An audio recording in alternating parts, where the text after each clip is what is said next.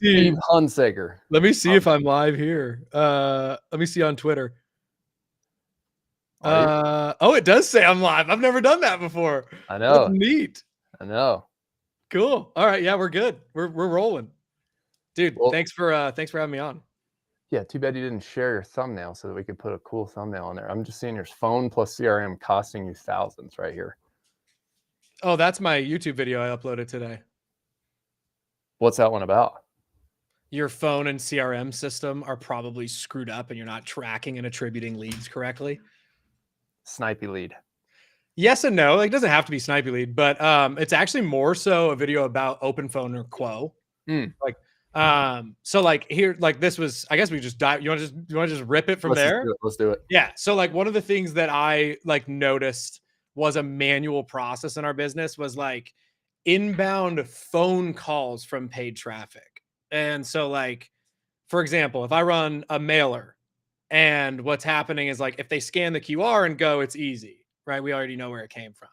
When they were calling in, it was a little bit more difficult. And so I had tracking numbers, but I wasn't like actually tracking it correctly. Like it was just like we were doing like a little ChatGPT data audit at the end of the month where like, you know, we would go into Snipey Lead or Jobber, we'd download all of the booked jobs, and then we would search those phone numbers from like, okay, here's all the phones that called our postcards, and then here's all the ones that came from Facebook ads. And it was gross. Like if the people submit on a Facebook ad or they submit on a Google ad, like submit like first name, last name, email, it's cake. Where it was like more difficult was phone, but where it's really difficult is where it's they get your ad from somewhere and then they Google you, call your office line, and then tell your office line like, yeah, I got a postcard, but they don't call that number. And so like, so for example, like Tina Smith gets a postcard. There's a forwarding number on there, but Tina Smith does what like a lot of educated buyers do, was she got the postcard and then she just Googled the company. And so now she's going through Google, but it's like, if that gets attributed to Google Maps, that's an incorrect lead attribution. Does that make sense? Makes complete sense. Yeah. And so I don't know if there's like, until you get like crazy enterprise level, like Service Titan filled out the entire system front and back, left, right, and forward, I think it's going to be a little manual. Like, but I mean, as long as I'm close enough, because like the difference with this is like a perfect example. Have you seen my Twitter threads about the postcard campaign we're doing? Excuse me, dude. I've been off like the last 2 weeks. I oh, good. Okay. So sorry, Elon, but I deleted X from my phone just specifically because like I had two big pushes that I needed to make, and I was like, where can I get back extra time? So I haven't been on the last couple. Yeah. So one of them got like a decent amount of impressions or whatever you want to call it on X. And basically I flew out to Dope Marketing in Minnesota. I'd never talked to Dave, the owner, ever. I just like seen him around. I'd heard good things. He built that company into like a wagon. And so I was like, I've got a little YouTube audience now. Like maybe Dave will let me like just like fly out there and interview him and then like go look at them. Cause I'd been using Dope like for their yard signs, for their cookie boxes, all that stuff for a while. And so I just like DM'd him. He was like, dude, come on out. So me and Jake, my videographer, hopped on a plane like quite literally the next day. We flew out there and I looked at his whole operation, like front and back. And I was like, Dave, I think I'm like, it's not that I really need it, but I was like, it'd be really good content. And I think it would generate sales. So I was like, I'm going to go aggressive on your like neighborhood blitz postcard campaign thing. And so I made like a Twitter thread about it and I got like a couple 10,000 impressions, like a bunch of bookmarks. So like somebody was interested in it. And so basically what they do is like, I can go on their website and you give them like a starting address. So like for me, it was like Paradise Valley, Arizona is like the number one, like to show where the money's at. It's the number one Donald Trump campaign zip code in the entire US for per donation per individual. And so like, there's a lot of like rich billionaires there, whatever else. It's like this little zip code. And so there's like a lot of money there. And there's a lot of money that's like right-leaning Christian people who tend to really like Christmas. Like Christians, Mormons love Christmas lights. So it's like a very good audience for us. And so I'd done mailers in the past and I was like kind of disappointed. And Dave was like, oh, no. You got to go do the neighborhood blitz because you can sort. So like you give them a starting pin and then like you give them an address in Paradise Valley. So you just pick a random customer you've done lights for. And then you give them the address and it populates it on a map. And it says, okay, if you want to, you want to draw a shape. So then I draw a map around like a radius, and you can like drag the lines, whatever. And it'll tell you how many houses are going to get a postcard. Right. But then you can be like, do I want to sort it by, does the house have a pool? Do I want to sort it by, does the house have a detached garage? Do I want to sort it by property value? Do I want to sort it by average income? And so for us, one of the things that Dave told me, so if anybody's listening and they're like thinking about doing mailers, this is super important. Don't ever buy data off of like average annual income, because people skew that number so much that the data is like not super accurate. Like you can fake average income, right? Like for example, I think in 2022, I showed the IRS that I made like 55K in the year. Now, I obviously made like a little bit more than that, but I depreciated like 2 or 3 vehicles or 1 or 2 vehicles that year, did a bunch of other stuff, like whatever else. Last year, I depreciated 3 vehicles. So like my income is going to show a little bit lower, but you can't fake the house value. Like you can't fake the square footage of a home you live in. And so like what I basically got it down to is every single home in that city in Paradise Valley that has a house that's bigger than 2,800 square feet or worth more than $1 million. But to be honest with you, every single house in that city is worth more than $1 million. So it didn't even matter. And so it came out to like 3,600 homes. And so then I made a Twitter thread that was like, okay, I'm going to do a 5 or 6 mailer drip of these same homes from October 1st all the way into mid-November. Oh, it says connection loss. Are we still good? We're good. Okay. So basically a weekly mailer from October 1st to mid-November. And so every single one just dripping the same people. And so it's like $2,500, $2,300 every single time I send them out, because it's about like 51 cents a mailer, something like that. So I'm sunk into it like $5,000. And like, this is one of those, like, you can talk about marketing volume and everything else till you're blue in the face and pricing and everything else. But like, dude, I sunk $5,500 into it before we made a single sale. So 2 rounds, and then we're like giving out quotes, but it's October. And so I know every single week getting closer to November, I'm not going to measure return on that investment in the first week or even the first month, because like all of these estimates we're giving in October, some of them are going to take 2, 3, 4 weeks to get to like show. And so I was like, because a lot of people were following the thread. I was like, damn, if this doesn't work, like I'm going to look like an idiot, because I was like gassing it up. And then we closed so we're $5,000 in. I just did the 3rd round, because this would be like the 3rd round would deliver this week, which would be the 3rd week of October. And we've closed like, I think 28,500 off of $5,000 in October. Now, keep in mind, my close rate for new business in October is 9%. So new business, not returners or referrals, like cold traffic, new business in October, we get murked in October. Like we cannot close new jobs in October for anything, because I refuse to drop my pricing. Like we run some promos, whatever else, but we tell them they have to get installed in October, which most people don't want to do anyway. And so for me to be like $5,000 in and I'm at like damn near a 6X in October, I'm like, oh, like this thing rips. So like that's like what's exciting me right now, because I think it's like but here's where like it all ties together. The reason why attribution is so important is like we got one of those jobs from the mailer, right? And then that guy goes, my sister-in-law also has a house in Paradise Valley. Would you like to go quote her? And so I think his job was like 13K and her job was like 9K. So that's 22,000 that was directly attributed to the postcards. But then it's like kind of a gray area where you're like, well, is the referral like, do I track the referral as, did that come from the postcard campaign or did that come from a referral or whatever else? In my mind, like I track that as coming from the postcards, because I would not have got that business if I didn't.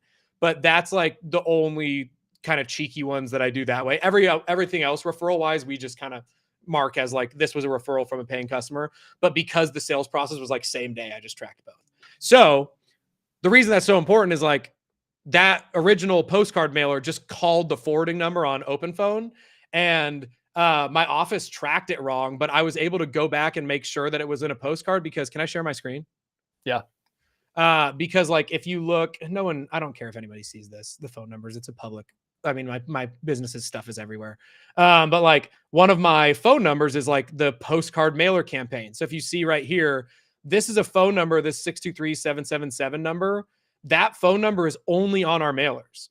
So anytime that phone number gets called, I know, okay, cool. Even if like my office screwed up and didn't mark it like, oh, this was a postcard, whatever else, or the person didn't scan the unique QR to go as a postcard, I can go back and like just download all my customer jobs at the end of the year and like clean up any scraps I missed, essentially. Because even if that guy got the postcard and gave his sister-in-law that forwarding number, she's going to call that forwarding number too. So it's all going to be tracked instantly in our CRM. Does that make sense? Totally makes sense. Yeah. So that's been kind of fun. I'm really interested to see what the postcard ROAS is in November, because like we go from like 9% close rate in October, and that's generous. Like it's bad, dude. Like I'm like constantly like trying to talk my salespeople off the ledge in October, and then in November it's like once the calendar hits like in the 20s, it's just like avalanche. Like we closed 6 this morning. So I'm like, guys, I told you, like it's coming, like just relax, it's coming, you know. But I get it. It's hard for them, man. It's really hard mentally to like give out 10 quotes and I mean technically 11 quotes and close 1. Like that's really hard. So anyway, that's what I'm dealing with right now. It's pretty difficult. What have you done in the past for October? All paid ads? Yeah, same thing. Like I'll eat it. I'll eat it in October, because what happens is like, and I don't know how many guys are in Christmas lights that are watching this. I'm quite a few if I'm live streaming, probably quite a bit. But the interesting thing that you have to remember, and like every year I tell myself this and I tell my team this, but then when you're in it, you're like, damn, dude, this sucks. Is like the bad companies go in October and September, and they go in at like $5-6 a foot and they fill their schedules. And then we're like, I will not negotiate with terrorists. Like, I will not do this. Like, I will not drop my pricing just to see like shots go through the hoop, because I know my margins. And like, dude, I got a lot of mouths to feed now, and like a lot of leadership mouths to feed. And like, I know the math. Like, even at $10-11 a foot on roof lines, and like if I'm buying strands for trees for like $697 or $750 a strand and installing them for 52, like I am lucky at the end of this year if I'm at 25 to 29% net. Like even at that pricing. And so like I just got a lot of mouths, dude. Like I got a lot of leadership positions to feed, and like a lot of people's families to feed.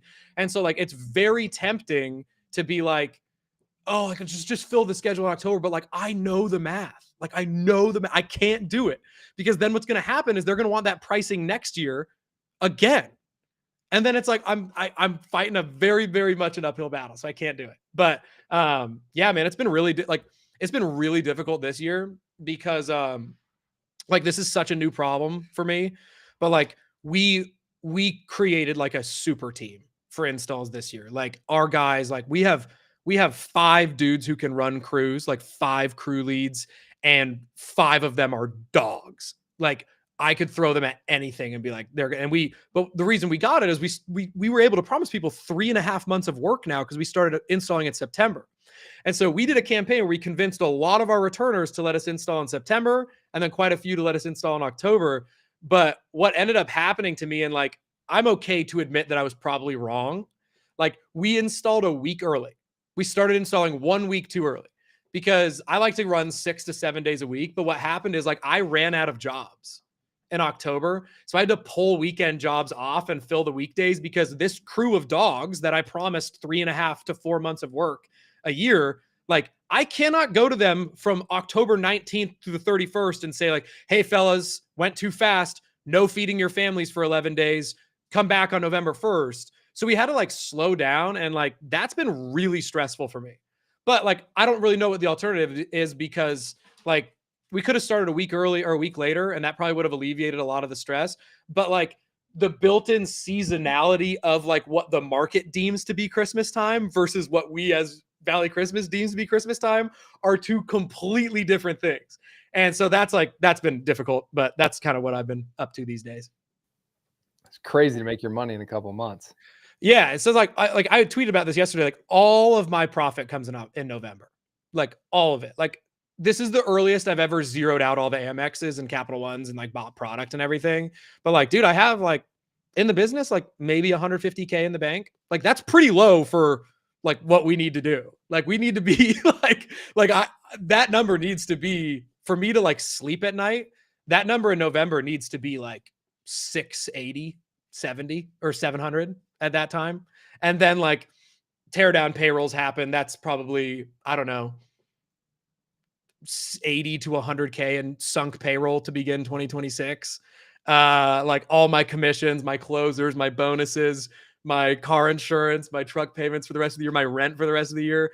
Like, dude, if like it comes so fast, and like it is forever stressful. And every year I think I have a better system. I do, but then every year the business gets bigger and I'm like, oh, that's broken now. Okay, great. Fantastic. That's a broken system now. Great. New problem. Now we're too good at installing, and now I got to find jobs for my guys. That's a new problem. So it's been fun. It's been fun, Austin. It's been very fun. It never stops. No, dude. And I get you have seasonality in your business too, so you probably deal with something similar. Yeah, I do. So a lot of the stuff that I was resonating with, whenever we kick off our season, I was saying the same thing. I'm like, had a certain, and ours was kicking off right after election time here. Mm-hmm. So people were just like holding on to cash. They weren't pulling. May came around. Usually May comes around and we start booking jobs for June because we have snow on the ground 5 months out of the year. We can't start doing forestry and clearing work literally until June. Right. It doesn't dry out enough. So May is good. Usually like we start booking stuff. I brought my sales guy back on full time middle of the winter to start selling because I was going to run ads. This year it's just like crickets in May.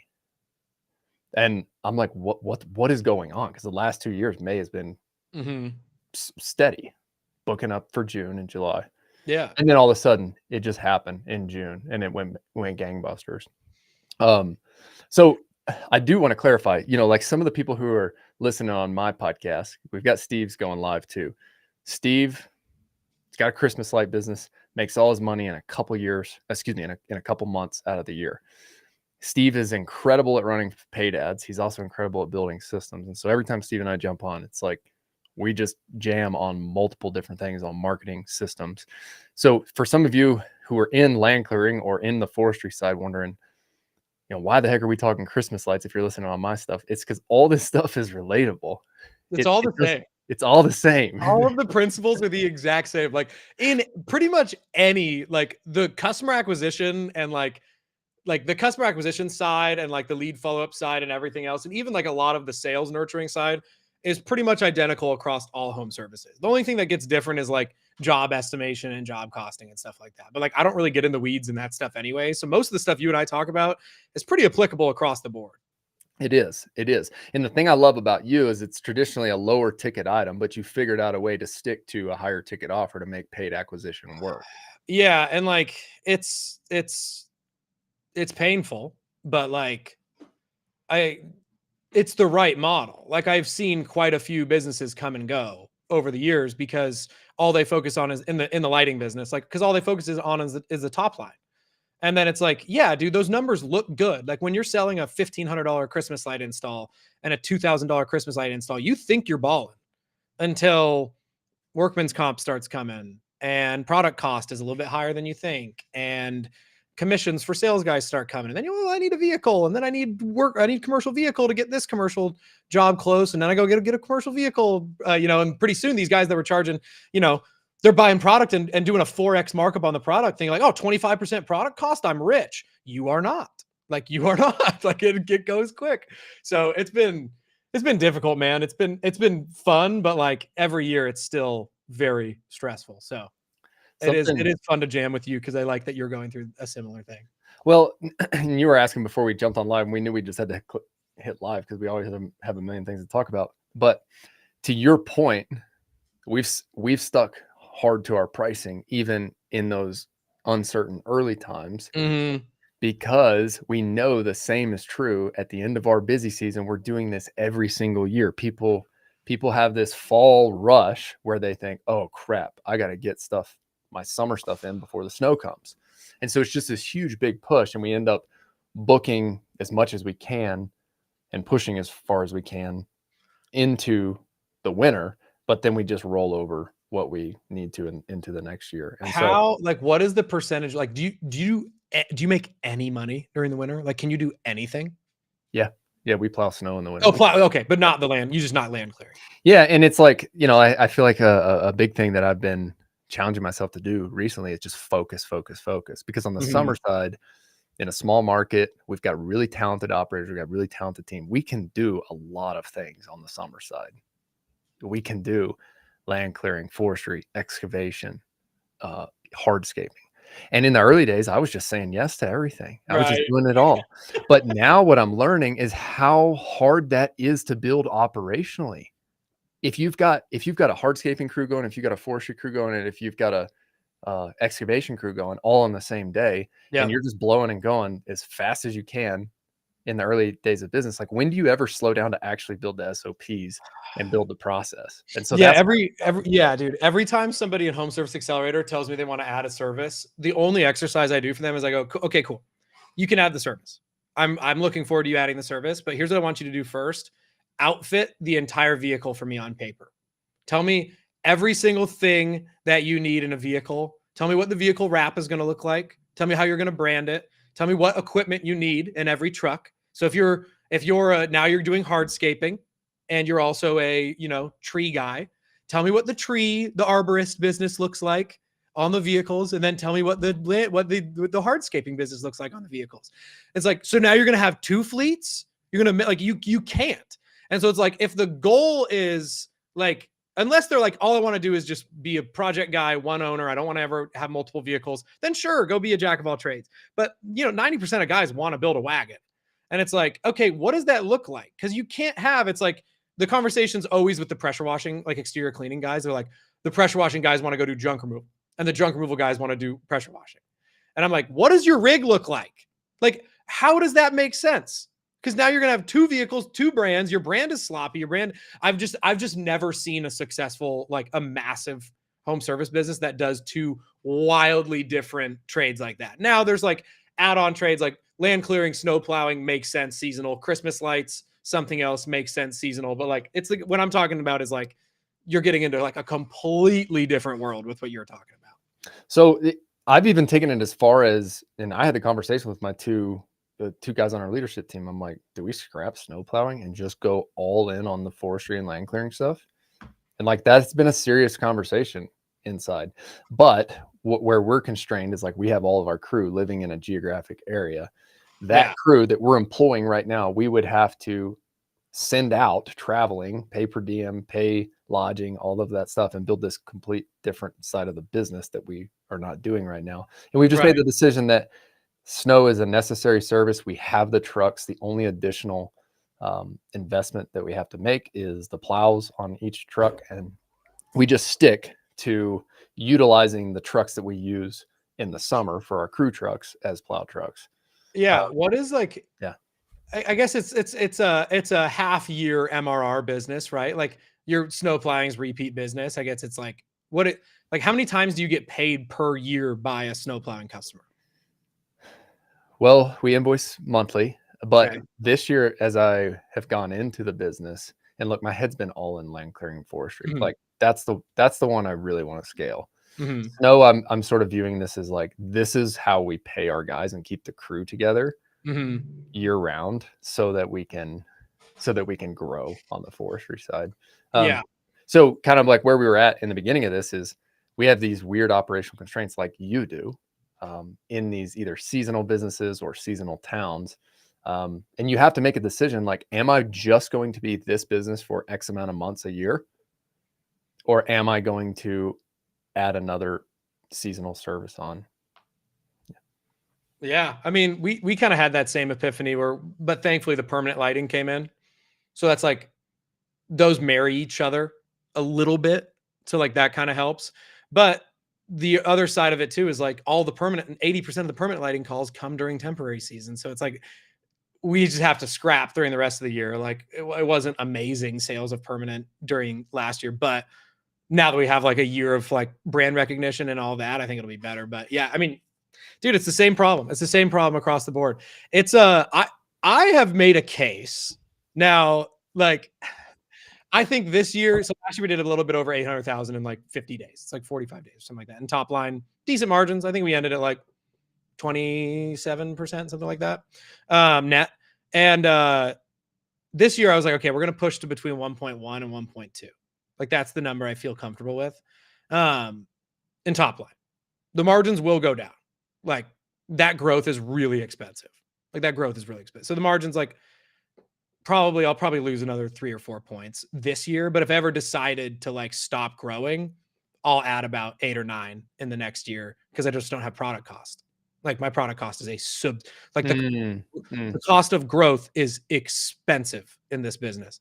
And so it's become kind of a math equation, but it's really like, to me, it's becoming like very clear that Christmas lights are an amazing starter business.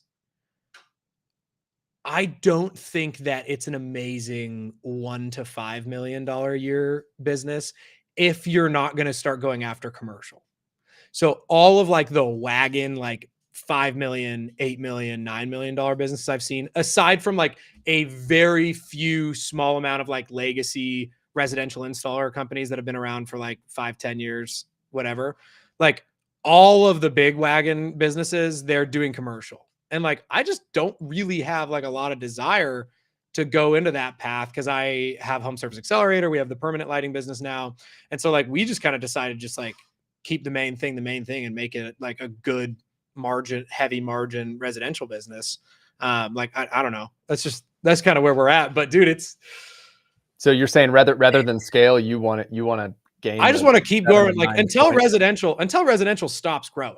Yeah. Cause like what happens, which is really interesting too, is like, even if I sell somebody in if I sell a new customer in November this year, I have the chance to convince them next year for like a small discount or whatever else to let us install in October and September. Like not everybody's going to do it. Like a lot of people, like I think I have like 55 jobs that are returners that are like, you're not coming out till mid-November. And we're like, okay, like understood. Right. And our average ticket's $3,800. So that's like a lot of returners. But then we convince like a lot of these people, like even if they booked in November this year, it's like, hey, you want it even cheaper next year? Like, let us install in September. We'll leave the lights off. We'll wire them to you, whatever else. And so you kind of like, as you grow the Christmas light business, you almost like expand the time of year you can work, but it's still very, very stressful because it's like even now, like my 4 days behind. So like we'll catch sales in 4 days. So it's like this game of cat and mouse where like, sales, please, like close, because like the installers are like chipping away at all of these October jobs. And so it's like it's very difficult, but it's fun.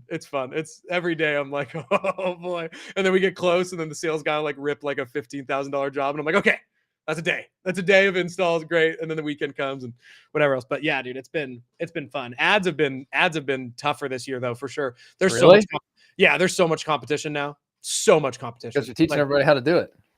Yeah, dude, my own competition is basically like, dude, in my market, my own competition is basically just like all my ads repurposed word for word. Like every competitor in my market is just running my ads. Really? Like, yeah, it's just, but by the time I'm doing that, I'm on to the next thing. Like, then next year they'll do postcards and whatever else, and I'll already be on to the next thing. It just happens, I don't know. So are they in Home Service Accelerator? No, I won't sell a Phoenix Christmas light business in Home Service Accelerator. I'll sell Phoenix every other businesses. I won't sell a Christmas light business because like, and I've told kids that tried to join, like I've told like, there's some young guys that like have basically begged to join that are in Christmas lights. And I'm like, it is not morally right for me to do this, to like let you in, because I will not provide you the value that you want because I refuse to like educate my competition. I can't stop you from watching my YouTube. I can't stop you from watching my Twitter, but I'm not going to give you the sauce. Sorry. So, I mean, that's just like stupid. That's stupid. Now, some of these kids, like some of the younger kids will like call me. I say kids, I'm 30. I'm not that old, but like some of the younger guys will call me and I'll give them like safety advice. And like, hey, this is where your pricing is. Like, this is where numbers should be. Let me explain to you what net margin is. Let me explain to you why the top line number is very irrelevant in this business. And like that kind of stuff helps, but at the end of the day, it is what it is. These like, it's like my mom had a frozen yogurt shop in high school and they murdered, like they killed it, like right by the football field for the public school. Like Friday nights, it'd be, they just line out the door, like every basketball game, every football game.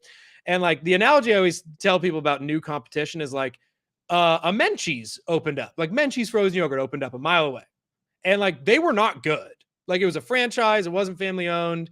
Like they were not even half as busy as my mom, probably 20%. But my mom still lost 20% of the sales. And so the point was like, the competition doesn't have to be 800,000-pound gorillas to hurt you. Like the competition can suck and you'll still feel it because there might be like 15 of them popped up. Maybe each one of them is, grabbing 50,000 a season. Well, if 15 of them grab 50,000 a season, that's $750,000. Is that math right? Yeah, that math's right. Right? 15 times 7, 50,000. I think that math's right. And so like that's where like I do kind of, yeah, that's right. I do kind of like laugh at the guys on like X that are like, oh, I love my competition. Like, yes, too. Like I'm friendly with them. I'm happy to have everybody do it, whatever. But I stopped making like you should quit your job and start a home service business content a long time ago. Like a long time ago. Cause dude, I felt it in junk removal and I feel it in Christmas lights. Like this new age Twitter and Instagram and Facebook thing where it's like home services is the quickest way to be a millionaire is one, wrong. And two, like it's hurting everybody. Like my Google pay-per-click customer acquisition costs tripled in 3 years on junk removal. That doesn't happen if Google doesn't have more people to show PPC ads to.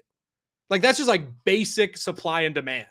Google had a lot more demand for the supply of clicks. So who wins? Google. And like they don't get more demand unless a bunch of people are like, oh, I have a $300,000 finance job. I'm gonna go be a plumber. I'm gonna go buy a plumbing business. It's like, okay, well, you're probably not gonna make money for a long time, and you're gonna hurt the rest of the competition in the process. I think you disagree on this. I think you actually push back on this on Twitter. So if you do, let me know. But I'm very anti like sell the home service dream at this stage. Are you? Dude, I don't really care anymore. I think in the beginning, whenever I started writing content on X, it's like that's the stuff that pops. That's what people want to see. And or Yeah. at least there was a phase where it did. But I'm with you now. Like I could care less if people start businesses or not. I do love creating the content for the people who are in the game, right? And it's like I love talking with you because you challenge me to become better at the craft, right? And if people Right. want to listen in on this stuff and pick up on some of your sauce, I think it's great. But yes, I'm with you. I have I have no desire to, because the reality is there are so many people out there who have a multi six-figure tech job and they are seeing the dream Yeah. where it's like, I mean, you and I are still in the build phase, right? Like I say it all the time. It's like I'm paying myself a very reasonable salary to build this business.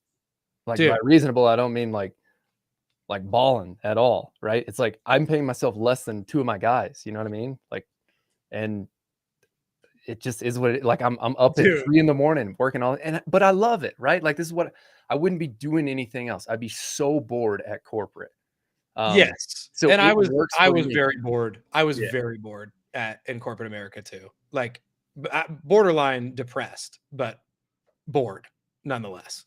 Oh yeah, yeah. I was depressed for sure. Yeah, I think, yeah, and like it's funny because, and I've talked about this before, I started making YouTube videos, and this is actually like it has sold Home Service Accelerator a lot to people because I left them on my YouTube channel. I made day in the life starting the junk removal business videos in 2021. And the series was called the Quit Your Job series. And I was documenting like I left corporate America. I'm so like I have freedom. Like I didn't have a product or anything to sell people. I was just like trying to like document and be an influencer in home services for God knows whatever reason. Gary Vee told me I needed a personal brand. I don't know. So like so all of like if you go to my YouTube and you go sort from the very bottom, you will see me 60 pounds heavier, talking about how like this is the Quit Your Job series, and I'm like hyped up on weeks where I made $1,500 profit.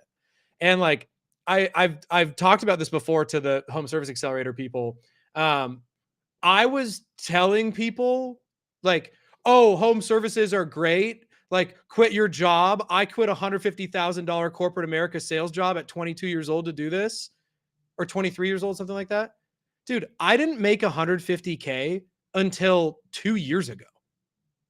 So it took me 4 years to match that, like, that take home with benefits, with with PTO, and like every week was a good paycheck. And this was 2019. Like 150K as a fresh college grad in 2018, 2019. I bought a house with that corporate America job. I had rent. I was house hacking to my buddies in college. Like, dude, objectively, financially speaking, probably was on a pretty good trajectory. Like, my buddy still works there, like, that was there with me as a manager at the same time. So he's been there for like what, almost a decade now. He's flying private. So he he stuck it out. We were doing like 100 million a year. They're doing like a couple B's now. So like he stuck it out. Like, he's probably happy. His family's probably happy. But like, dude, I used to say like, oh, quit your job, whatever, when I was not making money. I didn't realize I wasn't making money for a while. Like, I was the idiot who was like, oh, my junk removal company did 10K this week. That means I did 10K this week. It's like, no, you didn't. You probably did too. But maybe even not even that. And if you want to grow, you probably did even less. So, dude, you're right. And like, what's interesting too is I talk to these Christmas light guys. Like, I'm pretty transparent with it. Like, if I didn't have a seasonal business, I would not have started Home Service Accelerator. Like, I started Home Service Accelerator because I don't do anything for 8 months a year, or I historically hadn't done anything for 8 months a year. And so like, I almost defy my advice to everybody, which is like, focus on the main thing, grow your one business to whatever. But like, I didn't have a choice. I have a seasonal business. What was I going to do? Sit around all day? But like, it is like, I will be completely honest with you. These next 2 months, Home Service Accelerator takes away from Valley Christmas, and Valley Christmas takes away from Home Service Accelerator briefly. But the way I offset it is I overpay management in both of those businesses to offset my split attention. And so like, I could probably run a lot leaner and take home a lot more money in Valley Christmas if I didn't staff the way I needed to like acknowledge the fact that like, I know my attention's going to be split across two for 2 months. And so like, that's the other side too, is just very, very like, I'm a walking proof that like, dude, if you're doing 2 separate services of any kind, like, you are going to get lapped by the guy that's doing one. Yeah, no doubt about that. Even if you're the biggest grinder in the world, it's you have capacity. Yeah. And I would say that's the biggest learning lesson that I've taken away from starting Bear Claw. Because when you're starting out, I said yes for cash flow purposes. I'm like, well, I just bought this $120,000 skid steer, so if it's not clearing brush and somebody wants me to grade their driveway, I'll say yes to that all day, and I'll charge them in USD for it, Yeah. But now there's a certain point where it's like, okay, lead volume and sales are at a rate to where we're booking both. And it finally just got to the point where it's like, no, we have to pick one and just cut the other, be willing to say no to something good to build something great. Yeah. Yeah. I mean, again, I just look at the guys who paved the road before us. Like, you and I are both relatively young in the game. Like, I've been doing this for five and a half years now, 6th Christmas season. Like, I just look at the massive guys. I look at the guys that like I have had the chance to like interview on my YouTube, or like had the chance to bump into. Like, I mean, dude, one of the most impactful conversations I've ever had in a home service business was like, I met Tommy Mello at a Morgan Wallen concert, and I probably talked to him in the concourse for 25 minutes. And like, I was just curious, and I think he enjoyed that like a younger dude was curious, so he just wanted to chat. And like, dude, I got more out of that. And like, the only thing he said to me, like the 2 main things he said to me, and it was like, I think someone with a little bit less thick skin probably would have hurt their feelings, but he was like, dude, you're in the wrong business. Like, he told me like multiple times, he's like, dude, I hope I'm not offending you. Cause he actually like historically like had a partnership with a Christmas light company, like at the early stages of A1. And he was like, dude, you're in the wrong business. Do the math for me. Like, where do you want to be? And I'm sitting there at a Morgan Wallen concert with a beer in my hand. And I'm like, I'm trying to get that. I'm trying to get private jet money, to be honest with you. He's like, you're not getting private jet money with a local Christmas light business that makes money 2 months a year. And I'm like, I know, but now it's nice to hear someone else tell me that. Like, I know. And so then like, he starts going into like, dude, like, do the math in 5 years. Like, what's the best case scenario for Valley Christmas in Phoenix in 5 years? Are you going to go to other markets?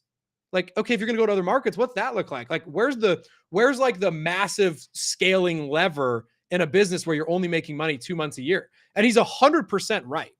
Like, and so then he was talking about like, dude, even with like he's said this publicly. He's like, even with A1, he's like, dude, he said he wishes he would have done an HVAC company.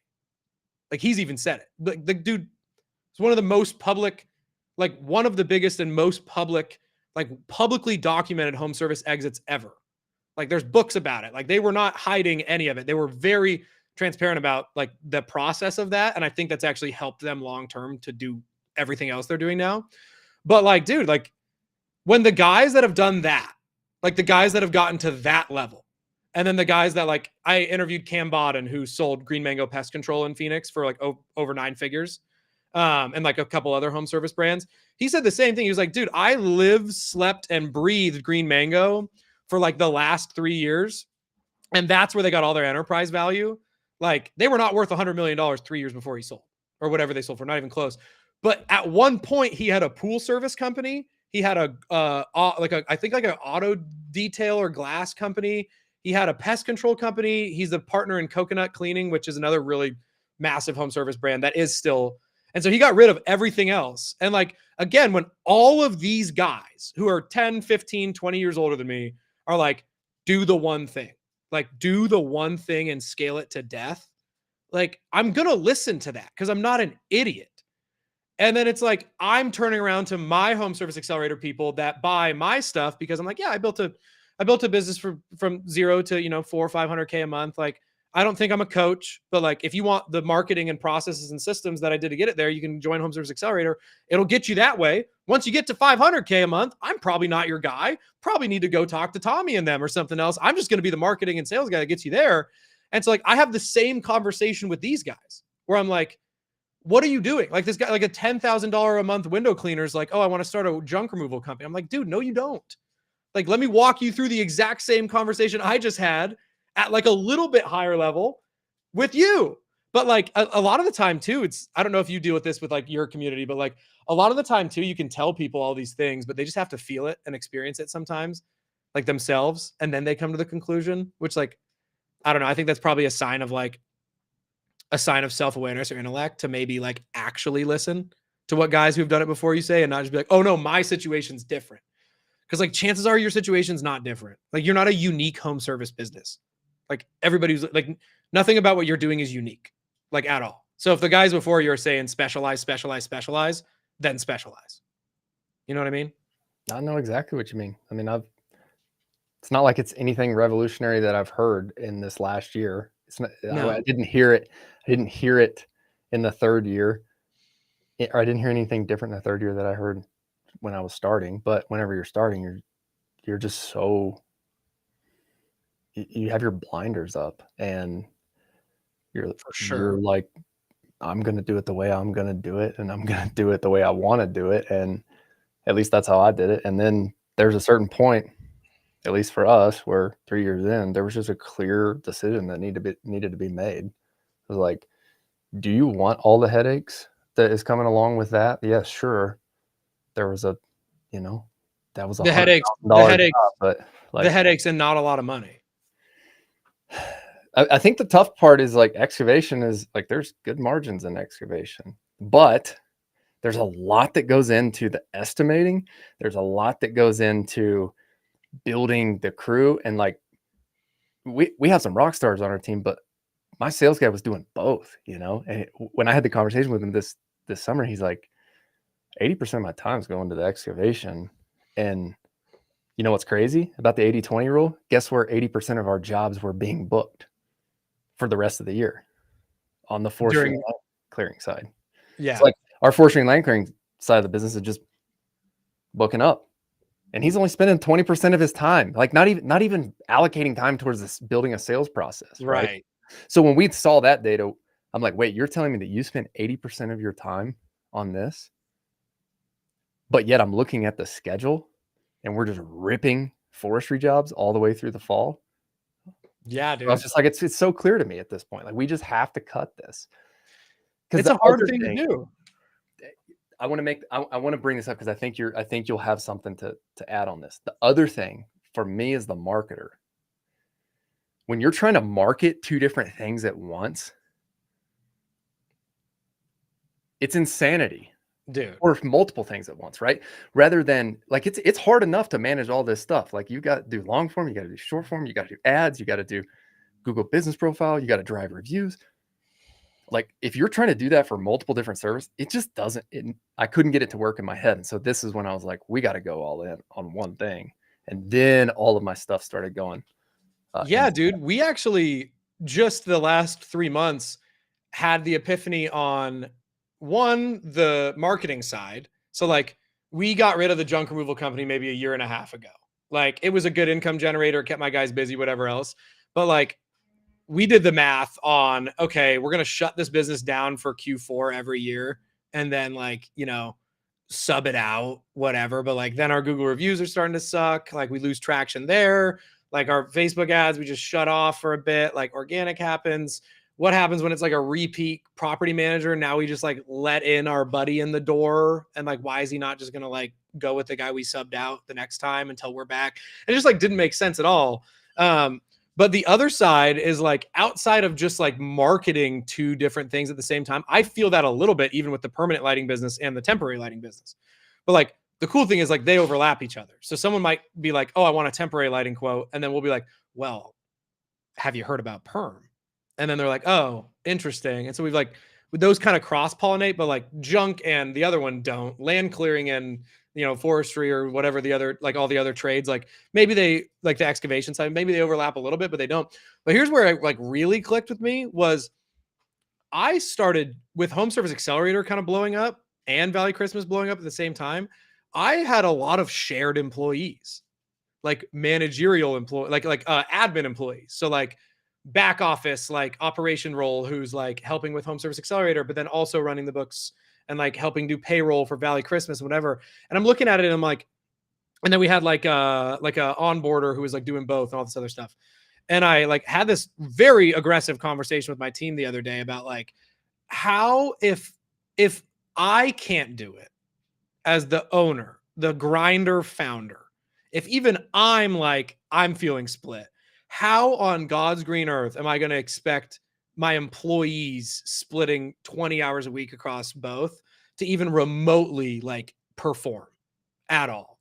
And so now everybody's just specialized except for one. And like, she's in the middle of kind of phasing herself out. But that was another thing too, is like my videographer was split. My editors were split across both businesses. My admin, like all this stuff was split. And I'm like, dude, like, even if they're working 50 hours a week, it's 25 hours each business. That's not enough time. Like it's not enough effort, output, whatever you want to call it. And so that's the other thing too, is like the more you do different stuff, the less specialized your employees will be in the stuff. And so like, even for you, it's like, okay, what's the talk track on the phone for an inbound lead for excavation? What's the talk track on the phone for the inbound lead for forestry? What's the talk track on the phone for the inbound lead for snow plowing?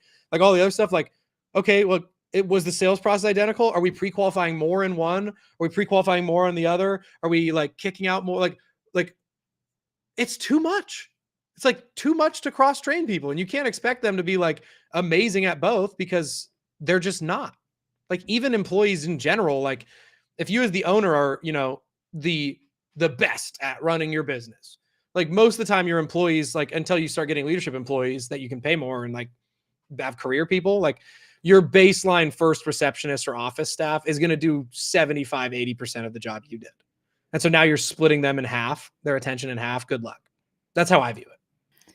Let's dive into that piece specifically. Please. A little bit of a segue here. I do want to hear your speed to lead process and how you've built your org chart to support that. Who answers the phone and what other responsibilities does that person handle? Okay. We got to start from the top. Okay. Let's do it. So org chart, and you're talking Christmas lights. Yeah. Let's talk Christmas lights. Yeah. Okay. So org chart is me. And then there's Jack. Jack like runs the Jack is the director of operations. Then he's the co-owner of the permanent lighting business. So director of operations in the temporary, 50-50 partner in the permanent, for obvious reasons. Like he was so good for 5 years. There's no chance I wasn't going to give him equity in the perm business. So he's like the operator, co-owner in perm, director of operations for temporary. And then, so under Jack, he has all of the install leads, all of the installers, all of them answer to him. Like employees and managers do not call me ever. Like everything funnels to Jack. The only employees I talk to are directors, which would be Jack, director of operation, Natalie, like she's the back office, like the office staff admin operations role for like the inner workings of the business. And then Kyle, who's the head of sales, like the director of sales. Those are the only employees that talk to me. And then they have their employees and managers under them that talk to them. And so then Natalie has within Natalie, she's like office admin, all of that. Like she runs the back end of the business. Natalie has a girl under her. And so that's like our office staff. So we have 2 people that are in charge of phones, right? First touch goes to the office staff under her. And then overflow on open phone or quo, Natalie will clean up. So if the first staff is on a call and another phone call comes in, Natalie's going to answer that. So like that's, and then if Natalie's busy, then it goes up to me, but it like never goes up to me. It's very rare that happens. So, and then the head of sales, this is why I bring this up. The sales org is different. So here's what I mean. The way I have it set up, knowing that background, is if they submit a lead form on any of our paid ads or any of our organic stuff. So gave us their name, first name, last name, email, phone number, address, all this stuff. They have to click multiple times and acknowledge the minimum price. So they will not submit. My cost per lead on Facebook ads is very expensive compared to other Christmas light companies because I do not want you I want you to see that it's $1,000 minimum. I want you to see these are the options, all that jazz. I want you to check a box that says, I acknowledge that Valley Christmas is a premier provider, carries full insurance, all that. Because of that, the minimum is $1,000. I want them to all of that. So if they submit that way in Snipey Lead, like my Go High Level form, if they've submitted those forms and they've been pre-qualified, it round robins directly to my salespeople. So salesperson 1 gets lead 1. Salesperson 2 gets lead 2. Salesperson 3 gets lead 3. Now, these are only people that have self-submitted their stuff because they've acknowledged the minimum. They've acknowledged the minimum again. So we know that those, like, they at least know what they're getting into, right? So real quick, I got a question. So do you have a Go High Level survey set up to where they're opting in on the first one and you're collecting name, email, contact, so that, because what I'm trying to get clear on is, do you collect their lead information before they go through consent on checking the boxes? No, I'll show you. You see my screen? No, I don't. I don't see your screen yet. So like the question that I'm trying to ask, so they go to your salespeople, right? But your salespeople is different than your back office staff, correct? Yeah. So it's one scenario? form. Yes. It's one form. Yes. So here. Okay. All right. I got you.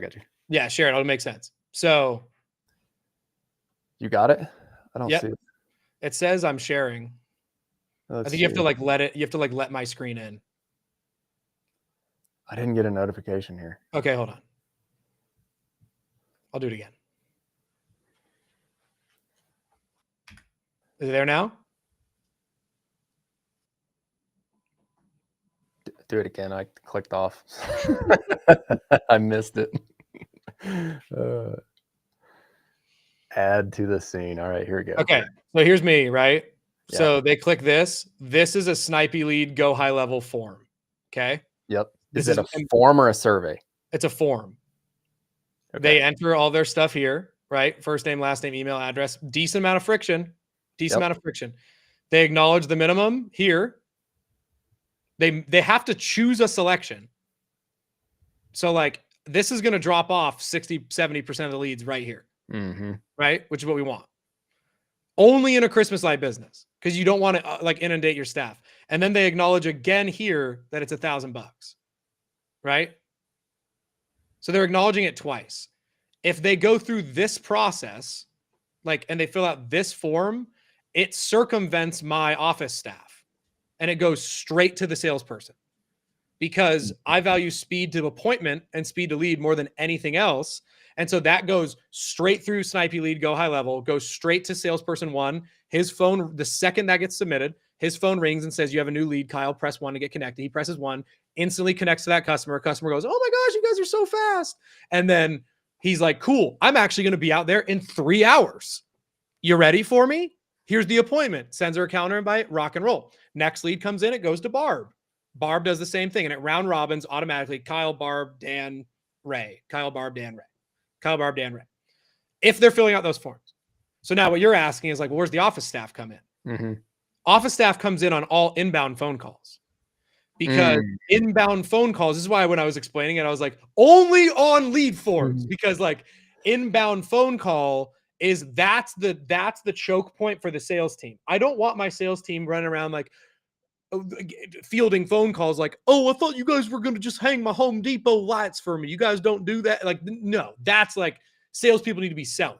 And so when inbound phone calls come in, so postcards, yard sign calls, referrals, Facebook ads, but they called the phone number and they didn't actually go through, like, then fill out the form, Google Maps calls, website organic calls, all of those go to my office staff. They have like a separate unique form that's called like it's called like inbound office staff, and the office staff will fill out a form similar to this that's made for the office staff to fill out, and then the office staff will pass them off to the sales team in Slack, and it'll still get round robin assigned to them, but then they'll go into the sales team and be like they'll go into the Slack and be like, hot lead coming in, you know, Tina Smith, PV, said she wanted trees, whatever else, whoever gets this, go out there, she's ready for you today.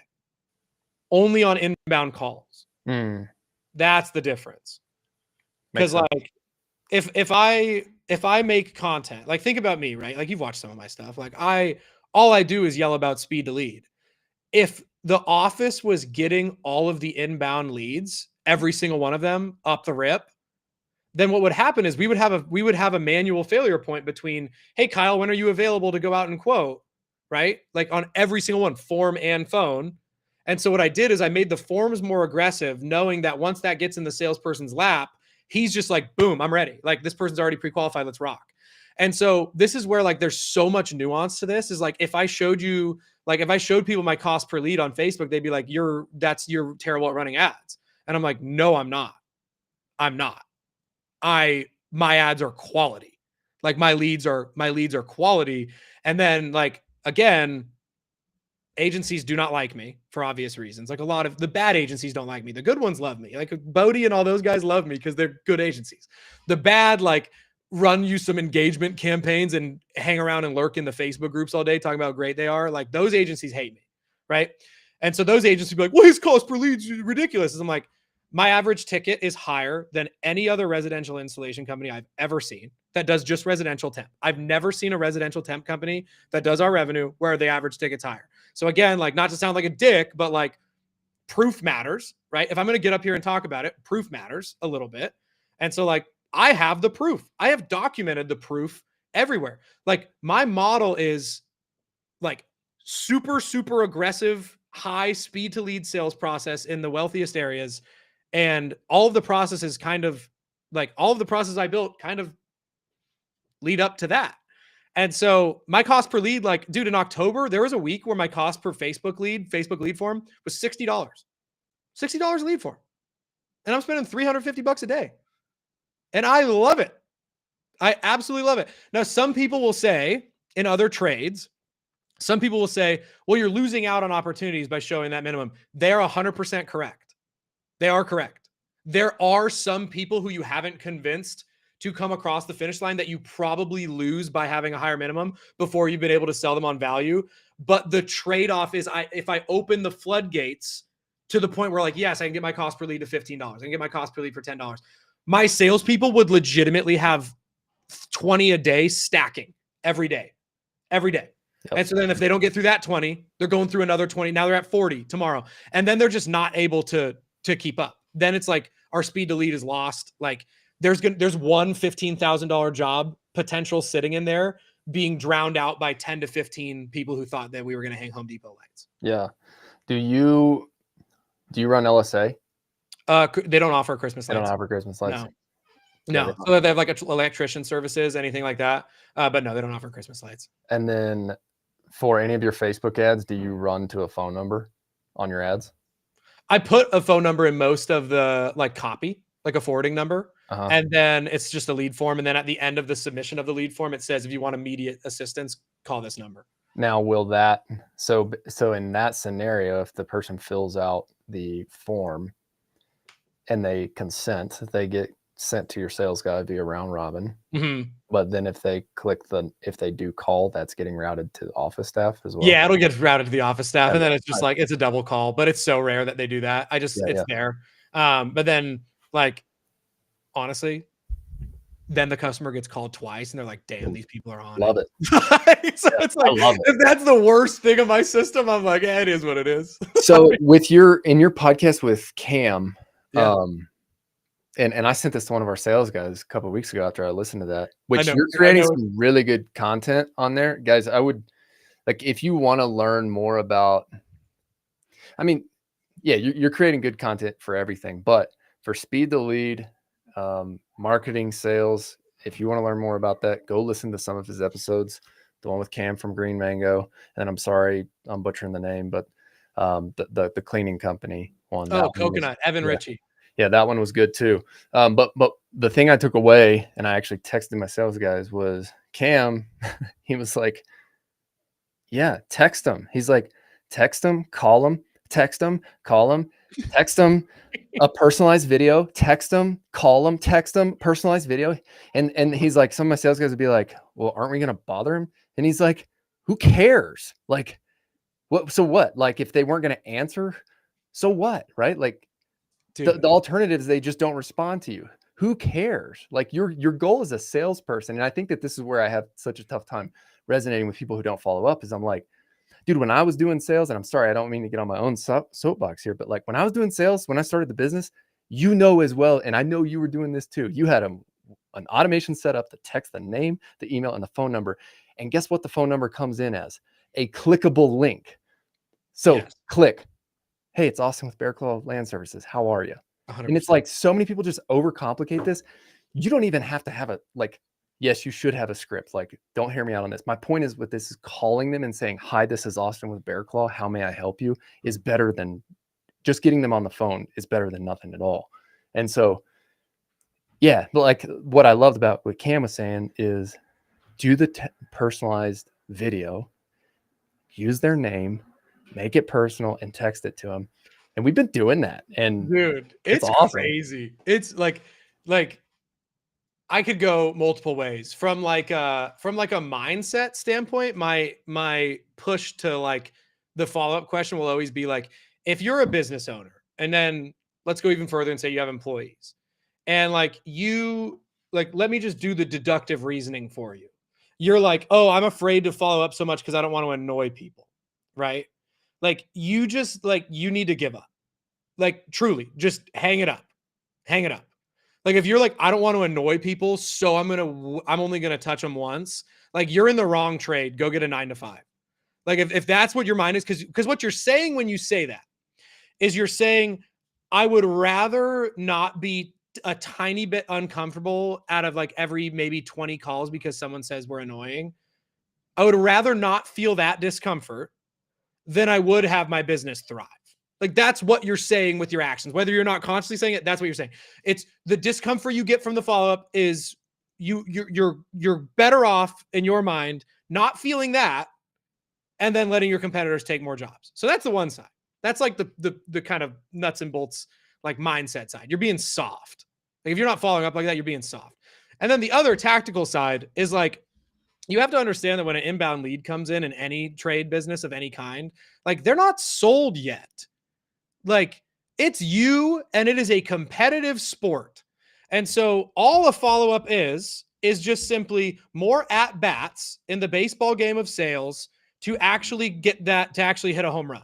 And so if you follow up once, you get one at bat per game to catch them at the right time. Because what's going to happen is a lot of time when they submit to you, they're submitting to multiple companies. So they submit to you when they're at work, right? Well, they can't answer the phone at work. So you called once, you didn't catch them, life goes on. If you follow up 4 or 5 times over multiple different avenues, maybe you catch them in the car in the waiting in school line. You finally get them. That's what you got on the second at bat. Maybe they don't answer that one too. So you send them a follow-up video. Maybe they get home at 6 p.m. and they're like, okay, let me deal with this. I got this video from this guy. Kind of annoying, but wow, that's a great follow-up. Whatever it is. So like, who's going to win? The business that takes 1 at bat per game or the business that takes 5 or 6? Like, It's just basic math, man. Like I could have double the batting average, but I'm getting 6 more at bats a game. Like, it's just such a no-brainer, man. It makes me mad because, like, even like sometimes even in Home Service Accelerator, people would be like, "Oh, that feels like a lot of follow-up." I'm like, it is a lot of follow-up. It absolutely is. My automated nurture is phone call, voicemail, text message, text message, text message, text message, text message, and then my sales team can go after that. So 6 touches in 3.5 days. Pretty aggressive. And then I'll just like randomly nurture. And so I don't know, like we had a permanent lighting job in the middle of May that closed for like $6,000, and she didn't respond until the 4th or 5th text nurture. And the 5th text nurture, I think, is, and I made a video about this a while ago. The 5th text nurture is like, it says something like, "Hey, customer's first name." So it's like, "Hey, Tina, comma, this is Steve with Valley Christmas or Valley Premier. We saw you submitted a form. I've been following up to try to catch you at the right time. Like, if this is a project you're looking to keep working on, great. Otherwise, just like let me know and I'll stop calling you." Like, that's like what that one. And then she's like, "Oh, no, I need it. Great." And it's a $5,000 job. Like, I do not get that job if I don't send 5 or 6 texts. So it's like, it's so simple. And it's funny, like everybody who has big businesses has insane follow-up sequences like that. And I loved that, like I had it, and then I had Cam on, which is the one you referenced, and he sold a pest control business for 9 figures. And he's like, "Oh yeah, we were incessant. We were like, it was 3 or 4 days of hell." And I'm like, it's like, you know what's funny too? It's like, you want to really know that follow-up works? Look at the worst company in the space, Angie's List. They're still publicly traded. They're printing money, publicly traded, and their follow-up game is like, they're notorious for being the most annoying follow-up ever. Like, they're notorious for it. But like, am I saying run your business like Angie? Absolutely not. I think that they're actually like, I'm eventually going to get a cease and desist from them because I shit on them so much on my content. But like, dude, there's something to that. Like, they know the follow-up game. They know it better than anyone. What are they? I'm actually Googling. What are they worth? They are worth $600 million. You know what I love about the interview with Cam? He seems like such a humble guy too. He's like low key. But whenever you got him fired up on that, he was just like, "Yeah, he's like, when a sales guy like tells me he's not following up, he's like, what do you mean you're not following up? What do you mean you're not sending them personalized messages?" And so, yeah, that was a big thing that stuck with me from that interview. Yeah, Cam is a fascinating individual. I've just kind of become like acquainted with him from that interview. Like, that dude is methodical and he is dialed. Like, what that dude built out in Phoenix. I know you're not out here, but like, dude, they had 150, 160 trucks on the road when he sold, like, for pest control. Like, dude, his story is pretty cool. But also, I do want to hit on something. Angie's worth 600 million. Fantastic. I will say, upon further review, their stock is trading at $14 right now. In 2021, it was trading at 168. So their follow-up's great, but I probably shouldn't use them as an example of how to run a successful business, because I think that they have fallen from grace wonderfully. But I Googled it while I was talking. It was like, damn, that's a brutal chart, but still worth 600 million. But I'm sure a lot of people lost their asses. But either way, hate to see it happen to a better company, though, you know? Let's how much longer do you have? You need I got time. I don't have a meeting till 3, which is an hour and a half. So one thing I wanted to touch base on is your creative process. So you are dialed. Thank you. In your Facebook ads. And yeah, if you want the playbook, just go watch his ads. Anybody can watch them. And they do. And I bet you they do. How do you think about filming ads? I don't. And that's the beauty of it. So I think that, like, one of the most beautiful skills you can possess in business is a lack of emotional attachment to a result. in anything. So do not have an emotional attachment to any result, right? Whether you have the greatest sales week ever, you're a 7 out of 10. Or you have the worst sales week ever, you're a 7 out of 10 on the excitement level. The same thing is true with ads. And so I don't get emotionally attached to the ad script. I don't get emotionally attached to like, oh, I think this one's going to be a banger. I just film creatives, and I'll go into my creative process, like for sure. But I just film creatives, and then I just post them in groups of 3 to 5 in a campaign, and I let the $1 trillion algorithm tell me which ad is good. Like, I have had ads that took 10 times longer than another ad to film and edit, whatever else, that I was like, that's the banger, and it sucks. Perfect example. There's an ad that me, Jake, and Jack filmed for Permanent Lighting. We like crazy, like decent edit. Like it was like I'm in bed with like a Santa hat on, and I'm like sleeping in bed, and it's like this cool edit where it's like you're dreaming about your about having permanent Christmas lights on your house. I go into like this little cloud, and then it like boom, music hits, and it's like this crazy highlight film of our installs. We finished that, and I was like, that is going to be our best ad ever. Like, not even close. It is going to be our best ad ever. Absolutely tanked. I've put it into 3 or 4 different campaigns. It never takes off, ever. And the beauty of it is, I don't have to wonder why. It just didn't work. And so the algorithm doesn't care about the emotion. The algorithm doesn't care about anything. All the algorithm cares about is, did it convert? That's it.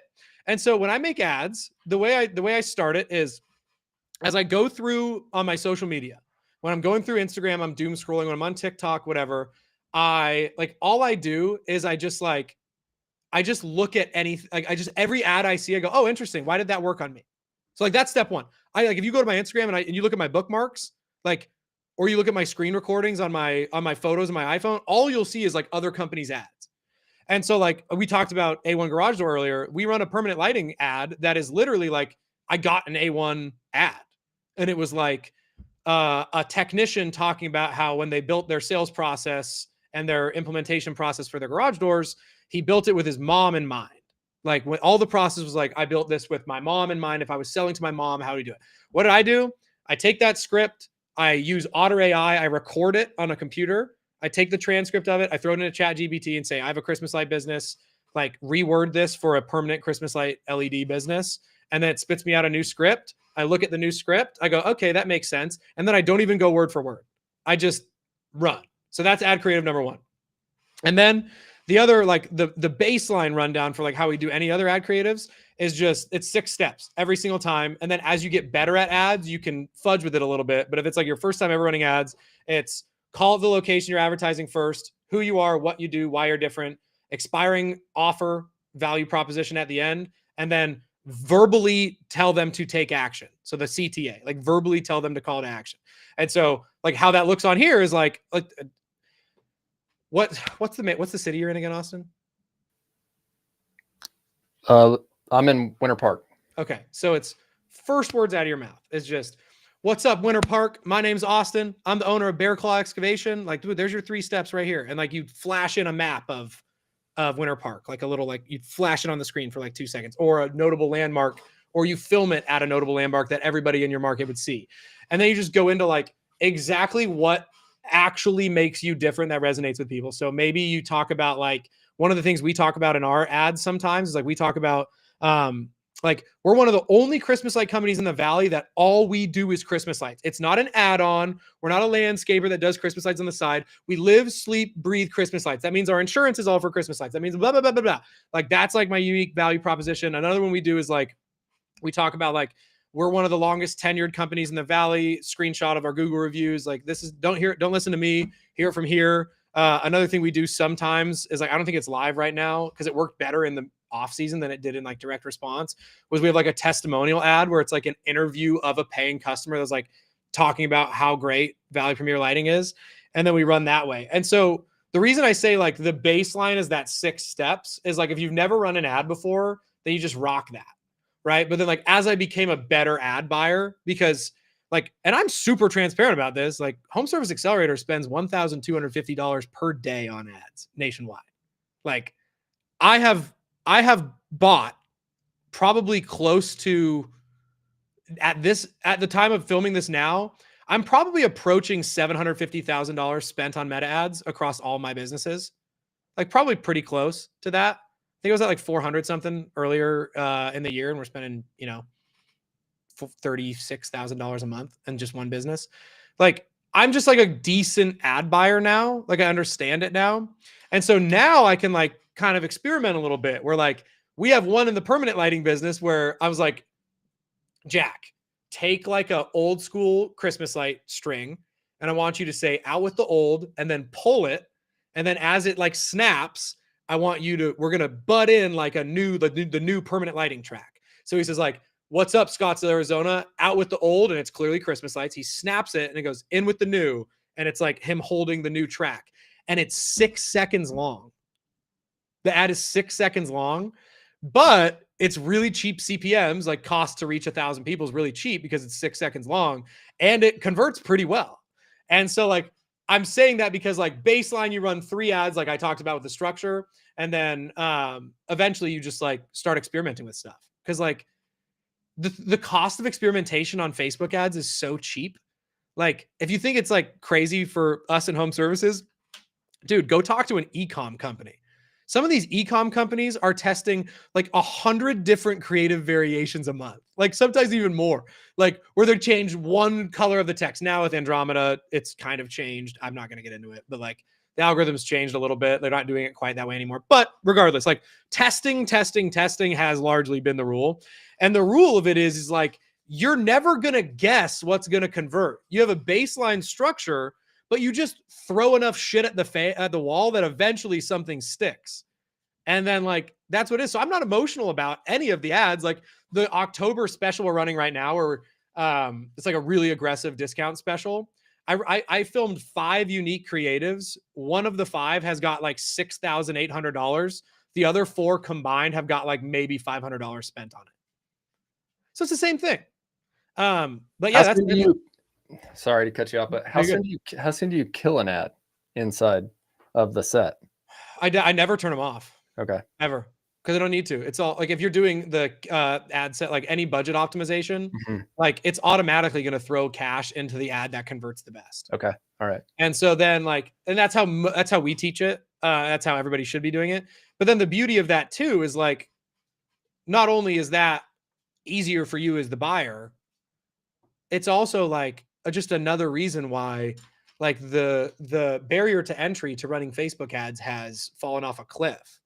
And so like, I don't think that I'm this savvy Silicon Valley entrepreneur. Like home service accelerators explosion is not because like I just had some vision on a peyote trip in the mountains and like created this crazy thing. Like all home service accelerator is like I was a business owner who hired like 5 or 6 terrible agencies over the years, like maybe even more, and was like, wait, hold on, what are they actually doing now in 2024 and 2025? And then as I looked, it's like, okay, they're writing my copy with ChatGPT. They're writing my text copy with ChatGPT. They're still making me film my own ads myself. So like, I'm already like for the service provider, but now I'm going out and filming the ads because we know video is going to convert better and build brand stronger than still image. Doesn't mean still image is completely dead. We still run some still image, but video is going to be the thing that builds brand better. So now it's like, okay, ChatGPT is writing the copy. I'm going out and filming my own ads. They're scripting the same shit they've given to 500 other businesses. I can find the script. Like I can make the script pretty easy for like what it's going to say out of my mouth. And then now with the targeting being dead, like $1 million a month Facebook ad accounts are doing little to no targeting now. It's all like the ad itself finds the customer for you. And so now if they're not targeting, like in 2020, an agency would test a bunch of different audiences. They'd test conservative Christians. They would test income levels. They would test, interests in vehicles, all this other stuff. That doesn't even happen anymore. And so it's like, what are they doing? And so this is where it gets frustrating because most home service business owners have paid an agency or hired an agency. Like, dude, you run your own. Like, you are exactly what I'm talking about. Your business does over $1 million a year. You run your own, right? Do you still run your own? No, I've got the guy from Jacob, the guy from Land Clearing Growth. Okay, but you did at one point, right? Yeah. Okay. And like, okay, so you got to a point where like, and this is what we talk about in all my content. You got to the point where you did it alone, right? And you cracked it alone, but then your business got to the stage where it's like, okay, paying the good agency, which is probably more expensive than $500 a month, which all the bad ones are, like, is a better use of you and your staff's time at $1 million a year because they're, or whatever you're doing in sales, because their agency fee is a very small percentage of what your sales are. And so that's like the gray area. And so people in Home Service Accelerator are kind of like two different camps. One camp is like $1,000 ad budget, or excuse me, $1,000 agency, $1,500 agency fee on a campaign where they're like, dude, I'm doing 20K a month. I'm only going to spend $40 a day in ads. Doesn't make sense because you're spending, you know, if you spend $30 a day, 30 days a month, you're spending $900. You're paying an agency $1,500 to do it, or $1,000 to do it. You're spending more on agency fees than you are on eyeballs. And so then it doesn't make sense. But then the other camp is like, dude, we have companies in Home Service Accelerator that are bigger than me, like substantially bigger than me. And they just teach their staff how to do it. Because the other side too is like when you get good at running creative and creating creative, what ends up happening is your business becomes better at making content. Your business becomes better at making organic content because it starts to pencil. And so now your organic socials are getting better because you're like, damn, I kind of know what I'm doing here. And so what happens is like, now you're like, hey dude, we actually make decent videos now. We have an editor from Fiverr who throws it together for $50. Let's make the greeting video for our website. Right. And then you make a greeting video on your website that's like who you are, what you do, why you're different. And now it's like, now our business has acquired the skill of content creation. And so it's like, it's very interesting where it goes because like, I don't think that's going away. I don't think the Gary V content volume thing is really going away. I think quality of content is becoming a lot more important with the algorithms.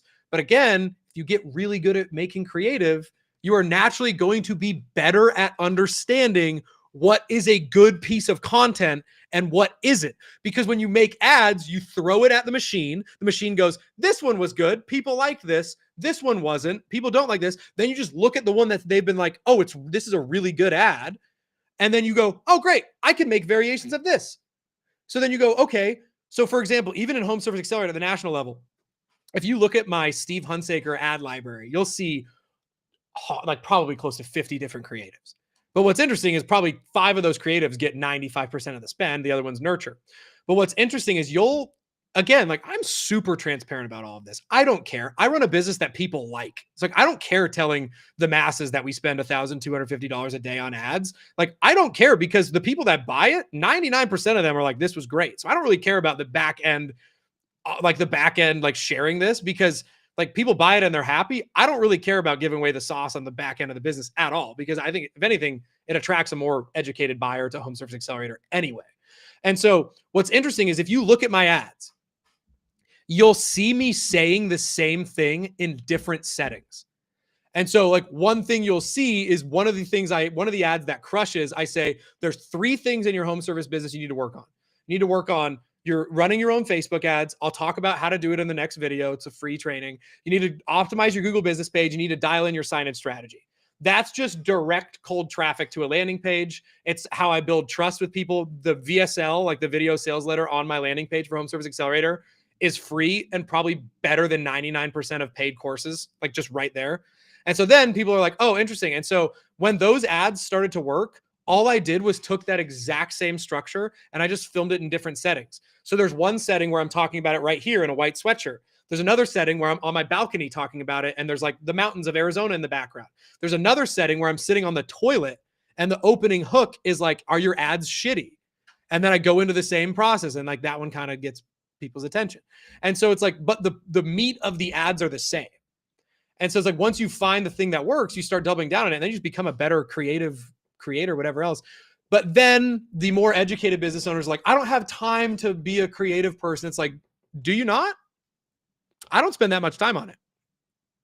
And if you don't have time, like Jack, my director of operations, my co-owner of the permanent stuff, Jack in the last year has gone from, and he would say this, like Jack is my favorite person on planet Earth, truly. Like Jack, quite literally, like Jack knows exactly where we're at. Like I would be bankrupt and probably not anywhere near here if it wasn't for Jack. So if I shit on Jack a little bit, he'll understand. Jack was not good at making ads. Like he was not good on camera a year ago. He like got nervous. It wasn't natural to him. Jack, I will send my videographer out to Jack now, and he will rip 4 or 5 creatives a day, and he's better than me at it sometimes. And so my pushback to like any business owners, like even, and I'm not even saying this to just like, oh, join Home Service Accelerator. Like I'm saying this in general. I say the same thing on YouTube. If it's like, oh, I don't have time to do it, then we know where the market's going right now. We know where the creative world's going right now. We know where social media is going right now. I don't think you have a choice. You better get your director of operations or somebody dialed in on doing it. You better get a UGC creator or something, because this is not going away at all. So that's my rant. Were you excited about doing it whenever you started, or were you uncomfortable filming? Yeah, I'm like, there's very few things that God blessed me with a natural God-given ability with. Like one of those things happens to be like, I'm okay at talking. So like, I like attention. I like it. Like I like the attention I get from talking about something that I am passionate about. I like that when people comment like, oh, I think this is great.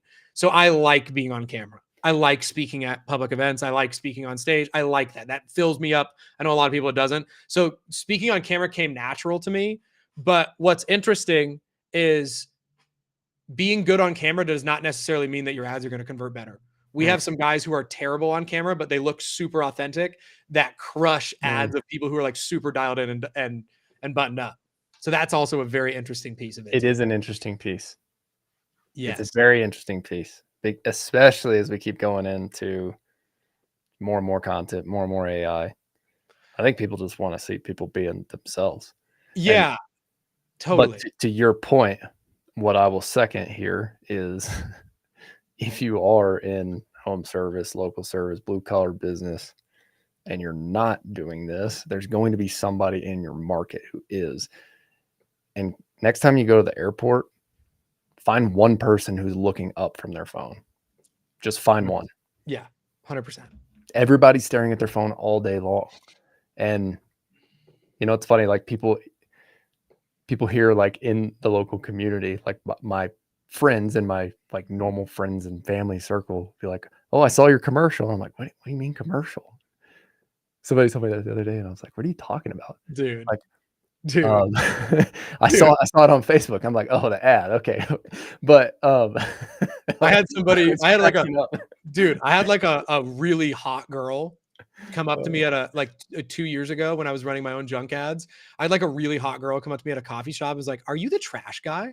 And I was like, that's a bummer. That's a bummer. But like, oh, it was real because like she was like, my ads were like Scottsdale local. We were spending $150 a day. Like people are gonna see them, and so she recognized me as the trash guy from one of my funny junk ads, and I was like, don't love that, but like okay, like sure, I'll run with it.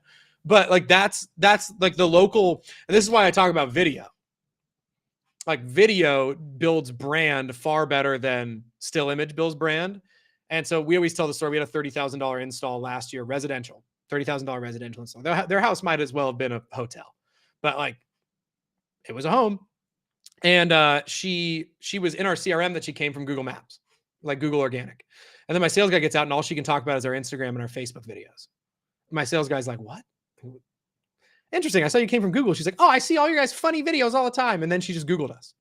And so you don't get that from a bunch of still image. You get that, like, you get that attribution of like, we got her foot in the door with like brand omnipresence from a Facebook, Instagram ad, even though it converted from Google, which like leads me to my last point. One of the things that I've been fascinated by about this season is I tapped out how much I could spend on Facebook. Like I can't spend more than $350 a day on Facebook locally or my CPMs will go way up. So I kind of like, I run out of bodies essentially, even with how much creative and then in Google, I uncap my spend in Google. I tell them spend $800 a day. They'll never spend $800 a day. There's not enough clicks. So I'm tapped out in Google. So then I went in and started doing these postcards. But one of the things that's interesting is like, I've started to build brand omnipresence because of that, because I'm on so many different platforms. Like they see me on their Instagram. They see me on their Facebook. They get a postcard from us. They see my 4 wrapped vehicles on the road, all going right around that small little 5-6 square mile area. And so now it's like, dude, it starts to be like this really interesting thing where it's starting to get a little gray on where the leads actually came from outside of the last touch point. And because there's no way for us to like effectively quantify it at this size of our business right now, like massive, massive, massive, like businesses, like $100 million businesses probably have better lead attribution, like life cycle of the job, like using Hyros, all that. I don't. I just know first touch, last touch. But that Joe Adams on Twitter said, can you explain further about how you tapped out on Google ads? Yeah, I run them in a certain city, like a certain city and area, and there's quite literally not enough clicks. Like there's not enough people searching for it, so I run out of clicks. So like I'm telling Google, give me $800 worth of clicks, and they're like, dude, we gave you 400. That's all we had for the day, and I'm max bidding compared to the other the other people. And so that's what I mean on Google. And then Meta, when you make a campaign, you're essentially like, they'll tell you on the right-hand side on Facebook ads, like your estimated audience size is 251,000. So if I'm spending $350 a day and my CPMs are, for every 1,000 people, it costs $100. Like that means that every single day I'm reaching, let me just pull up yesterday's to show it. So like if I'm spending $350 a day, yesterday on my Christmas light campaign, I reached almost 10,000 people. So I spent $321 yesterday and I had 8,900 impressions. And so if I'm getting 8,900 impressions a day, let's just call it 9,000, and it's an estimated audience of 250,000 people, like I'm going to hit every single one of those people by 27 days. So that's like, if I raise my spend to $500 a day, I'm going to reach all those people in 19 days. And so then it doesn't mean like you can't reach more people. Like my impressions are, 8,000 something. My reach is a little bit less, which the difference is like how impressions are how many times your actual ad was seen. Reach was how many individual accounts saw your ads. But yeah, so like there's a point where like me spending $1,000 a day, I'm just going to fatigue the ads way quicker. So that's what I meant by that. To answer that, I saw it pop up in the chat. Yeah. It's a real thing. We're going through it now too, but we deal on a really, really small market. Yeah. Really, but there's also something about just like, is it a bad thing necessarily? Like even if your cost per lead comes up, is it a bad thing to be buying mind share from these people all the time? I don't think so. Like I don't think so. People ask me, they're like, why are you've been running ads all summer? I'm like, yeah, like I want to be the first people. I want to be the first company that people think of here. And I just don't even want to give my competitors a chance. Yeah. Yeah. Like what is it? Dan Kennedy? The company that wins is the company that spends the absolute most to acquire a customer compared to their competition. Like it's just that. And so if you think about my competitors that are like scratching and clawing to spend $50 a day on Facebook ads. Like it's a competitive sport. I wish them all the best. I do. I wish them all the best, but it's a competitive sport. Like I'm spending 7 times as much as you per day. And then on top of that, your customers are getting my mailers for 6 or 7 straight weeks with my brand on them. Like every single, so they're stacking up on their desk. Most of them are going in the trash, but some of them are stacking up on their desk. And then they're getting my Google ads the second you screw up. So guess who's going to get it? The person who's on the top. So the competitor screws up one time and they're looking for the new girlfriend. Well, I've been the guy best friend for the last 2 years, waiting in the trenches for you to screw up. I'm the guy best friend. So like now I have like brand omnipresence. So what's interesting is like my cost per lead has gone up everywhere, but my mind share in my market has also gone up. And I think that's like very hard to quantify, but it's no coincidence that our organic outpaced our paid for the first time ever in the 2024 season last year. So we acquired more customers from referrals and organic than we did from paid ads for the first time ever. That is like pretty much direct reflection of that. Does that make sense? Yeah, it makes complete sense. So yeah, I was gonna bring up a point. So in August, let's see, and we ask everybody who we have conversations with, where did you hear about us? And even organic website leads will tell our salesperson over the phone or in person, yeah, I see you on Facebook all the time. So this is reinforced in my mind that we need to just be running Facebook ads all the time, because even if people aren't clicking on that right then and there to fill out the form, we're top of mind. So whenever they think about the tree removal service or doing fire mitigation on their property, they're searching for our name. You want to know what else is interesting? And I'm curious to hear where branded search has come in for you. But like our top search right now is just our company name on all I'd of have to it. check. I have no idea. I've never checked, but I bet it's high. But that happened this year in year 3, and it Mhm. wasn't year 2 and year 1. Yeah. Yeah, I would imagine ours is substantially increased because like just like anecdotally, I hear about it from my sales guys. So like for example, my sales guy went out to this like ex NBA player's house the other day. He's like an NBA journeyman up in North Scottsdale, and he was like, "Your owner's Steve, right?" And my sales guy was like, "Yeah." He's like, "I've been following his stuff for like the last 2 years." But and then Kyle was like, my sales guy was like, "Oh, you follow like his personal accounts?" And he's like, "No, I've just been like paying attention. I've been seeing your guys' ads for like 3-4 years." And so then he was like, finally, I just like Googled you guys and whatever else. And so the guy was like, and the guy even said, like, yeah, you guys are the ones that run like you guys are the ones that do like the funny videos. Like I've been seeing it for like 3-4 years. And so my sales guy called me and he's like, you probably want to hear this. It's kind of make you feel good. And so like, that's like, people are paying closer attention than you think. But you also like on one side of my mouth, it's like they're paying closer attention than you think. And like you start to build brand presence a little bit, but on the other side of my mouth, it's like you still like you gotta hammer them and like Hammer. yeah. Yeah. If But you it take was the foot off interesting. the gas, it's just Yeah, like, yeah, yeah. It you was really can't. interesting. It was a very interesting thing to hear. And I'm not saying it to like flex. We actually didn't even get the job from him. I don't think. At least he hasn't closed yet. But like I that was really interesting to be like that the guy had notably mentioned he had seen our stuff for like 2-3 years. Like that was interesting to hear. Yeah, it's super interesting. And like I think the point I'm trying to make here for listeners is, even if your leads are not coming directly from Facebook or Meta, they're still going to work for you. Excuse me. Like they Yeah. are still working for you in the background. Like Yes. while even if you're not attributing the lead specific to the numbers and the metrics. And that's, Yeah. you've made that point a Yeah. couple times here. It's hard to quantify. Yeah. I've thought about like getting high roast for my Christmas light business to try to like see the journey better. But at the end of the day, like what is that data really going to change outside of like being content for like this context? But yeah. And the other thing that's really interesting is again, we talked about like pay attention to the guys who are way bigger than you. One of the things that I think is really fascinating is like you look at like the massive home service business. So like the Gettle plumbing or HVAC, whatever they do, electrical, whatever. You look at like A1 garage door. You look at like all these other guys.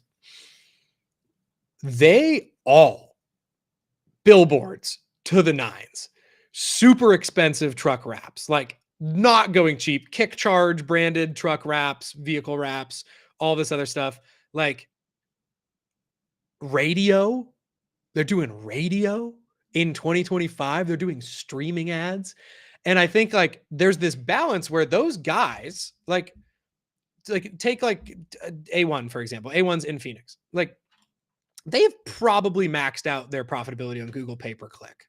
Like they've probably maxed out what they could do on Meta if they're even still running Meta. Like they've probably maxed out most of this other stuff. And so what happens to like every brand, regardless of size, is like eventually it changes from direct response into more brand awareness. And like, how do I become the first one on their mind? And so this is why I think the beauty of hyper targeted Facebook ads are so good is they at a small scale do two things at once. And so the two things at once is generate leads and then build brand simultaneously. Generate leads, first name, last name, email, get the form filled out. And then they build your brand simultaneously because you're just popping up in that area. And so the reason I say it kind of is like a snowball, and we talk about this in HSA a lot, is like you run the ads in a targeted smaller area, like a 4 or 5 mile radius. Then what's going to happen is you're going to get jobs in that area. So now they're seeing your ads in a small area, and they're seeing your vehicles in a small area, and they're seeing you do stuff for their neighbors in a small area. The world is not that big. Like, it's not that big. I have had 5 text messages this season of my trucks out on the road from my friends. I do not have a massive business. I have 4 vehicles on the road.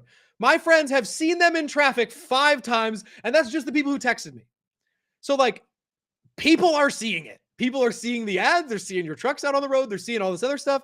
And so it's like, if you're not doing just like the basic stuff, like get the vehicle wrap, put the A-frame out, do the yard signs in every yard, do the Facebook ads locally, do the Google pay-per-click, like you're going to get your lunch eaten by the guys who are. Like if I opened a garage door company tomorrow, I would not go after Phoenix proper, the entire market, while A1 Garage Door has 19 separate Google business pages out here. I would pick a small subsection and I would concentrate there and then move on. Like, you're not going to beat the 10,000 pound gorilla going toe to toe with them.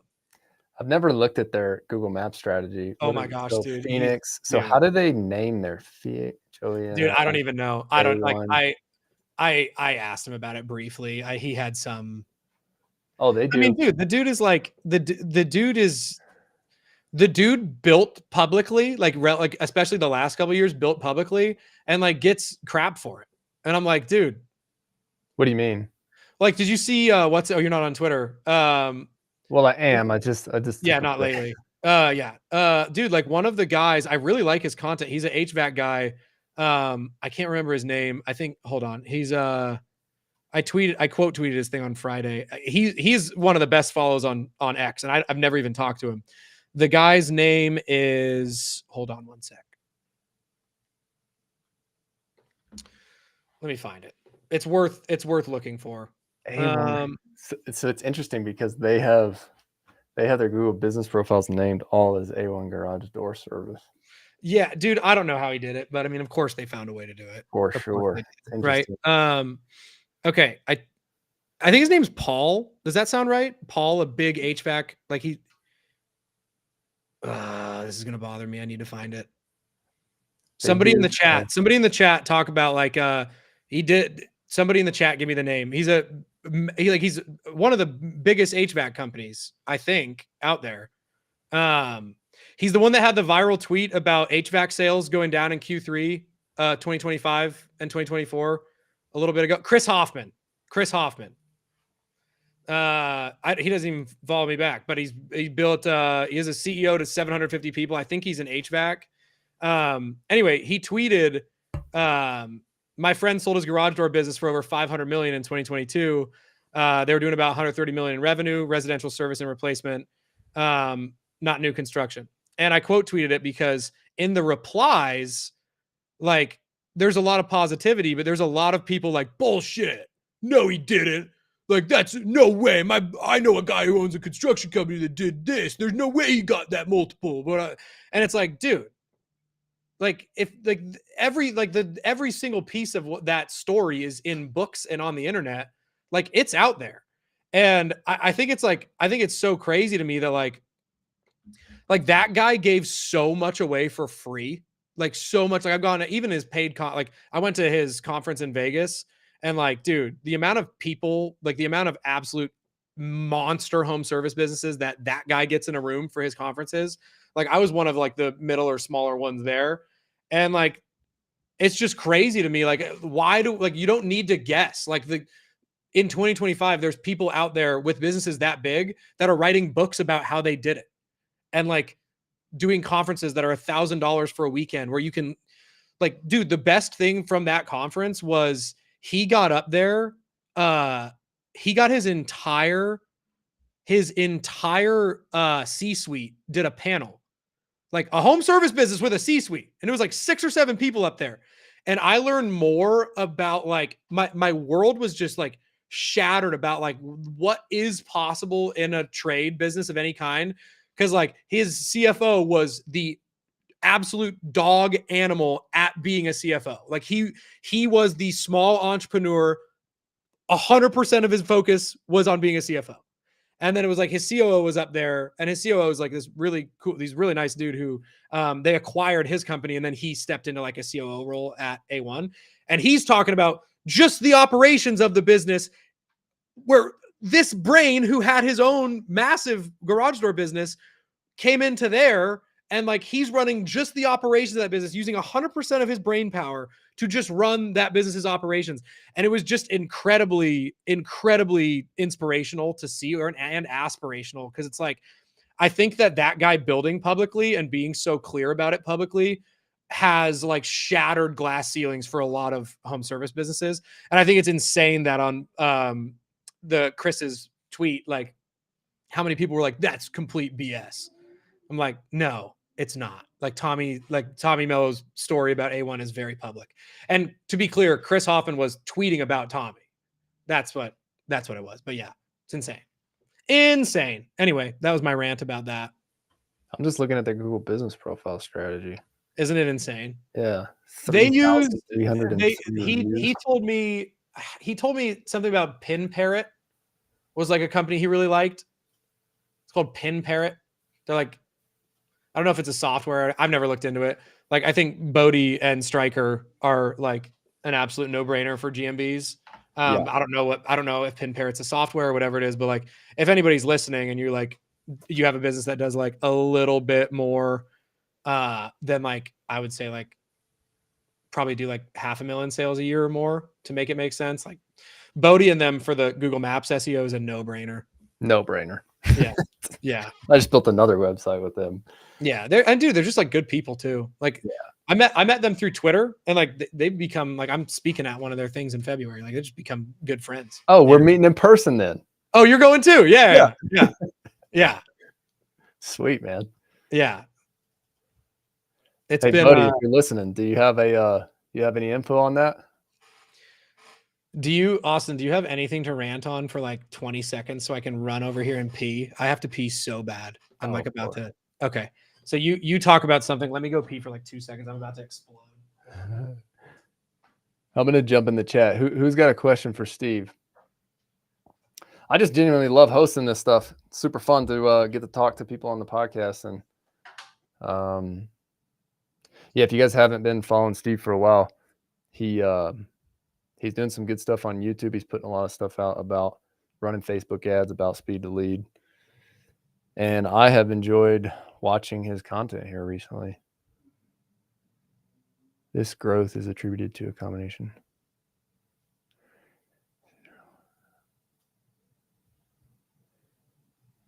Yeah.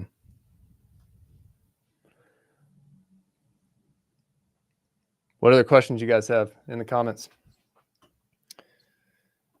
I think Steve's been super dialed on Facebook ads and speed to lead here. And so, yeah, my two main points coming into here was I just want to pick Steve's brain on Facebook ad strategy, how he thinks about filming creatives. And I think what's really interesting is that Steve has done this with a lower ticket item. So Facebook ads have been pretty easy for us in our business because we have such a high ticket service.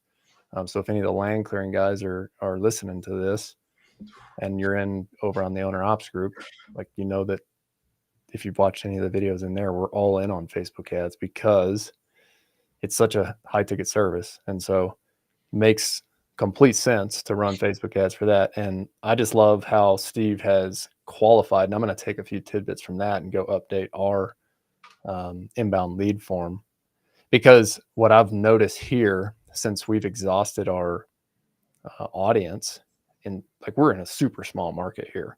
Somebody the other day was like, man, I don't know if I only have like 300,000 people in this market. I'm like, dude, I got 30,000 people in my market. So don't talk to me about small market. What we've seen from our ads is that as we've exhausted the audience, like it's pushing wider and wider and wider. And we have some geographical constraints until we go expand and build our next crew in our next location. And we have this, we were talking about this. If you guys are joining late, Steve and I were talking about the operational constraints of building seasonal businesses. So ours is similar. We do have more months than Steve does. He's got to get his in 2 months. Unfortunately, like even still, it's like 2 months, but it's really like 40 days because everybody wants it in November. Actually, it's like 30 days, like November 15th to December 10th is like really when everybody wants it. Yeah, it's not fun. Found Steve on Instagram, stoked he's on X. Dude, Do you dude. all promote your businesses on X? The answer is no. Like X for me is just a way to meet other people like Steve so we can talk shop behind the scenes or on a live stream. And I don't remember if we were on record or not, but my whole reason for doing the podcast, like, is purely like my motives in this are literally to talk to other guys who are pushing the limits in their business, do it in a way where I can learn some cool things to push myself, and then do it in a public format to where other people who are in our industries can learn the same things. And so Yeah. I hope that you guys are out of these live streams. Yeah, I also just like I naturally gravitate towards like there's so many people making content, and I think very few people make it transparently. Yeah. And like talk about the bad. So I always gravitated towards your stuff because like I'd watched some of your stuff and some of your other interviews and like very little guru energy to it, which is like something that I'm even constantly aware of it myself because like on one side you can talk about like being an industry expert all day long in like a certain field or whatever. But I think it's like if you're going to go down the like talk about business path, I think you got to share like the stuff that's really happening. You know, like one of the things I talked about the other day was like we hired 15 guys. We were down to 13 on day 2 of the first crowd. I think we were down to 12 on day 3. And it's like I think if somebody watches like a guy who makes a bunch of content about home service businesses on X or YouTube or whatever else, and they don't share that, then the people who are your audience are going to be like, well, maybe I just suck. It's like, no, dude, that's part of the game. Like that is 100% part of the game. Share the suck. Yeah. Like, Yeah. yeah, dude, I don't know. Like I shared yesterday, like we were kind of struggling in sales, like not struggling, but like it's stressing me out for October because we just have so much bandwidth with the install crews this year that I want to fill their schedules. And then I think today we closed like 30 something thousand today. So I guess it worked out. But yesterday I was losing sleep. Dude, like small business or entrepreneurship, the highs are so high and the lows are so low. And I'll tell you one thing that I was thinking about last week, maybe it was a week before. It felt hard. Like for whatever reason, everything felt hard. And it was just like I was in the trough. And I've been there multiple times. And in the past, I think early on in business, that's where you just are like, man, the idea is wrong. The idea is off. Or, you just listen to this devil on your shoulder that tells you, oh, you're not good enough. You can't do it. Like you should just quit now and go back to do this other thing. And Right. then I've just learned multiple times that whenever there is something that's pushing hard against, like you feel that resistance, there's usually something good on the other side. And so I'm curious if you felt that too. Yeah. Like the most like lucrative couple months that I've felt financially came after the worst couple months. So like depending on how far you want to zoom out. So like for Hey, me, go for it. Go for it. I'm gonna pee too. no, please do. Yeah. For anybody listening, and yes, I had to pee when I got on with Austin, and we've been talking for an hour and 53 minutes. So I really had to pee now. So thank you guys for being patient with me as I piddled. But yeah, to go off what Austin said, like I've been pretty like in the old YouTube videos, I've talked about it a few times. I know some people watch my YouTube, some people don't. I almost went bankrupt at the middle of 2022, end of 2021, whatever, between my second and third and fourth. At the end of my third Christmas season, I almost went bankrupt. And I almost went bankrupt for a variety of different reasons. The main one was I was a terrible business owner. The other reasons were things out of my control. My brother died on October 10th or something like that season. That certainly didn't help with productivity, flying to Seattle to help my parents book a crematorium and all this other stuff. But what Austin asked was, he was like, why? Like he felt these stages of like where it felt like he was like, pushing a rock up a mountain. And then like when you get to that friction point, typically that's where you're like, you're close a lot of the time. And so for me, it was like in that December, we had sold, more revenue than ever before. That was 3-4 years ago, whatever that is. 3-4 seasons ago. We had sold however much revenue, more than we did the year prior. But like I actually made substantially less profit. So much less that the only reason I didn't file for bankruptcy, like truly like personal bankruptcy, because all of my vehicles were tied to my personal name and all that jazz, was I was able to convince enough of our customers in January to let me take 50% deposits for the next season so that I could stay afloat. And then on top of that, I paid rent on a credit card because, yes, my apartment could let me do that that entire year for like a 9%, 12% surcharge or something like that. So that's what I did. And then the point of that was like I was laying in bed like counting how many payrolls I could make if I sold my car cash. And then 3 years later, I'm not pretending that I'm rich now by any means, but like I don't have any debt. I'm debt free, and I am going to Disney World next week. So it's not all bad these days, But yeah, it's awesome. You're exactly right. Like it was pretty bleak. And so if you look at like that moment where it was bleak, and then you're like, if you were to tell Steve at that moment, like, hey, 2.5, 3 years from now, you'll be all right. You'll be debt free. You'll have 2 businesses that are doing okay. I probably wouldn't have believed you. But yeah, it was the darkest. What is it? The night is always darkest before the dawn, or something like that. That was definitely true in my case. What was your situation, Austin? Was it just sales pressure or what? Anytime I like do a big push on making a decision, and yeah, like for us, we had to make a big decision on pulling the team back together to focus on this one service, right? And sometimes it just feels like when you're in business, it's like, okay, let's go do these things. So you're spread really, really wide, and then harness everything back in. And so sometimes there's time in between where it just takes time to kick back in, right? It's not like you can just make that decision and change. Yeah. And I can only imagine, like, and to your point, man, like there are so many other people on here who could talk about this and probably talk about this at a much greater magnitude. But even from starting the business as just like a solo owner operator, it's like, if you want to make a change, you can do that. You can flip. But then once you start hiring people and hiring a team, if you want to make a change, you have to now go make that change first for yourself and decide that this is the route that we're going to go, and then go deliver that message. And not only deliver the message, but do it in a way that gets buy-in to get the team back on board, and then be patient with the change to take place. And so, yeah. For me, I'm just learning, like, limit the amount of change. Like, pick one thing, go in and just do the freaking thing.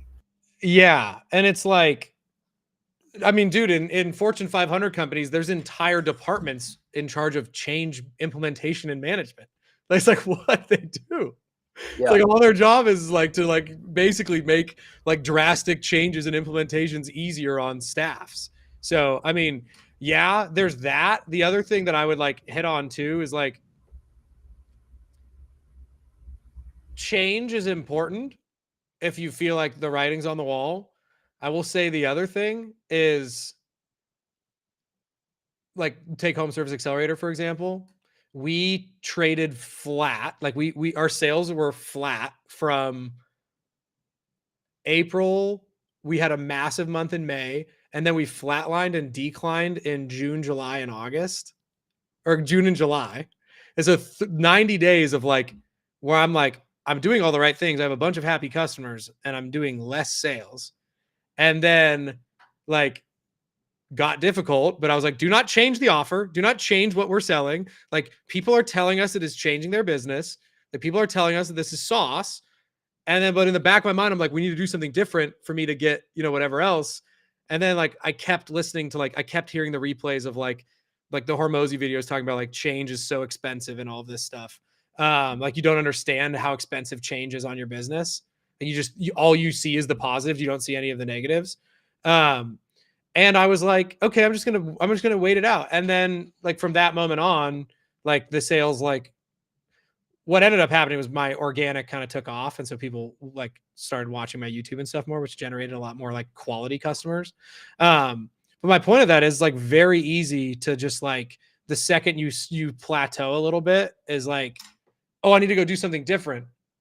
And I I really like this young guy that's in my market. He's like maybe 5-6 years younger than me. He owns like an agency of some form. I'm not going to go into any more detail because people might know who he is. But he showed me the other day, and I'm not going to share anything about him, so there's no way you could trade it back to him. But he showed me his Stripe the other day, and he showed me like when you open Stripe and you can see like a year, right? Or you can zoom out and you can see like, and it shows you a graph of your sales per month. And so it'll show you like, the graph, if March was 50K, it's here, and then 40K April's here, and then 60K June's here, and it shows you your graph. And he shows me this graph, and he goes like, yeah, man, like, I don't know, I tried something new, and like, I'm really struggling. I did 10K last month. And I said, show me the 1 year. And he shows me the 1 year, and he went 40K like May, 50K June, 55K July, like 52K August, 59 or 60K September, or no, it was to August. So like ended in August. And then in September, he did 10K. And I looked at his map and I said, I don't need to know, like, I looked at his chart and I said, like, I don't need to know what you changed. I just need to tell you, like, what you did was wrong. Like, you had grown the business for 4 straight months and you got antsy because it wasn't fast enough for you, and you recreated everything, and then you did 10K the next month. So you had like you essentially slashed by, I mean, basically like non-existent grow. Like you basically just went back to zero because you got antsy. And I looked at it, was like, I don't need to know the story. I said, were you profitable? Yeah. Were you like 30, 40? Yeah. Then why did you change something? Oh, it was like it was this, and we wanted to try going like national with this. And I said, don't do that. Like, you just grew for 4 or 5 straight months, and then was like, time to go chase the new woman in the red dress. Time to go chase a new offer. And then now you did not calculate the cost of change. And the cost of change was $45,000 a month that you lost because you wanted to go chase a woman in the red dress while you were still growing. And so I think change is important, but also I think staying power is more important. And like staying power in my business is like, dude, it is substantially easier to run Valley Christmas in year 6 than it was in year 1 and 2, because I have 600, and I tweeted yesterday, now we've sold like 30 something, 5,000, like $640,000 of booked sales this year on October 20th. Last year on October 20th, it was like 205,000. Substantially easier to run a business when I have $600,000 on the books already. It's like substantially easier to financially model that than it is to like hope that you're going to sell something. And so it's not because I'm such a great entrepreneur. It's because I've been doing the same thing for 6 straight years now. Like, I watched a lot of my competitors like go like, oh, I'm going to start adding reindeer to my displays. I'm going to start adding like this. I'm going to start doing like, I could make a little bit more money if I started syncing lights to music and color. It's like, sure, man, maybe you did. Probably not. Like, we've just been doing the same thing and optimizing it for 6 years now. Same brand, same thing, few additions here or there. But like, I think there's a lot to just not chasing the woman in the red dress in this world, especially. And a lot of the time in home services, that comes down to like not adding a service. Yeah, that's a great point to make right there. Let's do this. Let's do one more round of one more. Dude, round I just opened the Twitter. We had 300 people on here. Let's 320. That's a lot of people. Why don't you give those 320 people? They're all working, listening to it quietly. That's what's happening. Give those 300 people the top 3 things, the top 3 most important things to do with your Google business profile. Ooh. If you're in home service. Shout out to Bodie. Bodie put me onto this. All of my Google business content is just essentially a echo chamber of my calls with Bodie. I even use their videos in my school group. I'm like, hey man, I'm just gonna recreate this stuff, or I could just like, I could text Andy. I'm like, you cool if I just like promote you guys in here? Because I'm just gonna regurgitate. He's like, yeah, of course. Yeah. Okay. So 3 things to improve a Google business page. Number 1, get a pin. Find a way to get an address pin. Like, if you really do the math is like, go find a $500 a month warehouse in your area, like a small space that you can get mail to, maybe a Regis, maybe something like that. Find a way, because I'm telling you, you'd spend $1,000 on ads. Like you'd spend $1,000, $2,000 on ads per month, but people won't go get a pin for $500 to $1,000 a month just to have an address because you can't get on your house anymore. So that'd be number one, because like on Friday, we sold a $9,000 job that was Google Business Organic. $9,257, something like that. Google Business Organic. Free money. Anything better than a paid job is a free job. So that's one. So the pin. The other thing is like, if you look at my Valley Christmas page and you look at like my most relevant reviews, you'll see a trend. And what Google says is most relevant is largely like the majority of them are photo reviews. So like, don't guess. Google's algorithm says most relevant. That is Google telling you like, this is what we like. We like these reviews. What all like 7 out of 10 of those reviews have in common? They're photo reviews. So I think that's a huge portion too. And I think a lot of people sleep on that. And then the third thing, and this was crazy. Bodie and I were going to make a video about this, and then I got really busy. So I was ranking number 1, like 1 and 2 in all of Scottsdale, Paradise Valley, and Arcadia in my market for like Christmas light installation, commercial Christmas light installation, Christmas light installation in Scottsdale, Christmas light installation in Paradise Valley. The one term that was evading me was installers. So like Christmas light installers. For some reason, I just didn't have that keyword in any of my stuff. So I was like not ranking. And what I did was I made like, and again, this is just like me sharing what worked for me. This is not necessarily advice, but maybe it'll just point you in the right direction. Dude, I made a update where I used Christmas light installers and like the keyword Paradise Valley, Scottsdale. So I made like an update that mentioned Christmas light installers, holiday light installers. And then I made a service, like a product service thing. And it was Christmas light installers, full temporary Christmas light installers everywhere. And dude, let me pull up the SEMrush report so that I could just prove how insane this was. Dude, it went from unranked to like number 1. Did like, you do the service and the product thing? Yes. Yeah. Okay, let me find it. And then link back. Yeah. It was like holiday light installers. Let me find it here. It's gonna take me a second.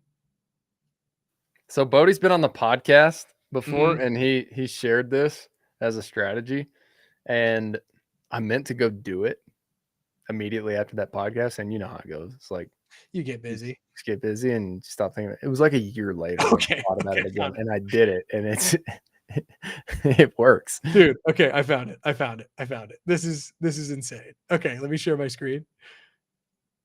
But again, this is why I think our content sells, because like we're like people enjoy listening to this kind of stuff because this is very real. Like this is exactly what I did, and I fixed it, and you could see it in the data. So it's July 29th, right? Christmas light installers. I was absolutely cooked. I could not rank anywhere. Like, I don't know what it was. Like Christmas light installers, I was cooked. I make the change with Bodie on like August 5th or something like that. We start like, oh, weird pop-up. Then August 12th, boom. Like, this is like 2 weeks after making those changes. Crazy. Dude, but what's like crazy is like, look at like everything else. Everything else I was printing the whole time. Like, we've had like a bunch of competition open up in this area, so life goes on. Like, we're even doing better now, so I guess it doesn't even matter. Like, see that? Like, we're still cranking. Like, we started to lose some market share for a little bit there in one of these rankings. And then like in July, we started to lose a little bit on this. What is this? Christmas light installation. And then boom. Dude, I am number 1 and number 2 literally everywhere. So does SEMrush give you like, does it replace Ahrefs? I don't even know what for keyword research. I don't know. I've just been a SEMrush guy. Bodie said something like I shouldn't use SEMrush. I don't know. I like what it looks like. I don't know. Bodie sent me a SEMrush report yesterday, though. So I don't remember what it was. I don't remember exactly what he said, but close enough.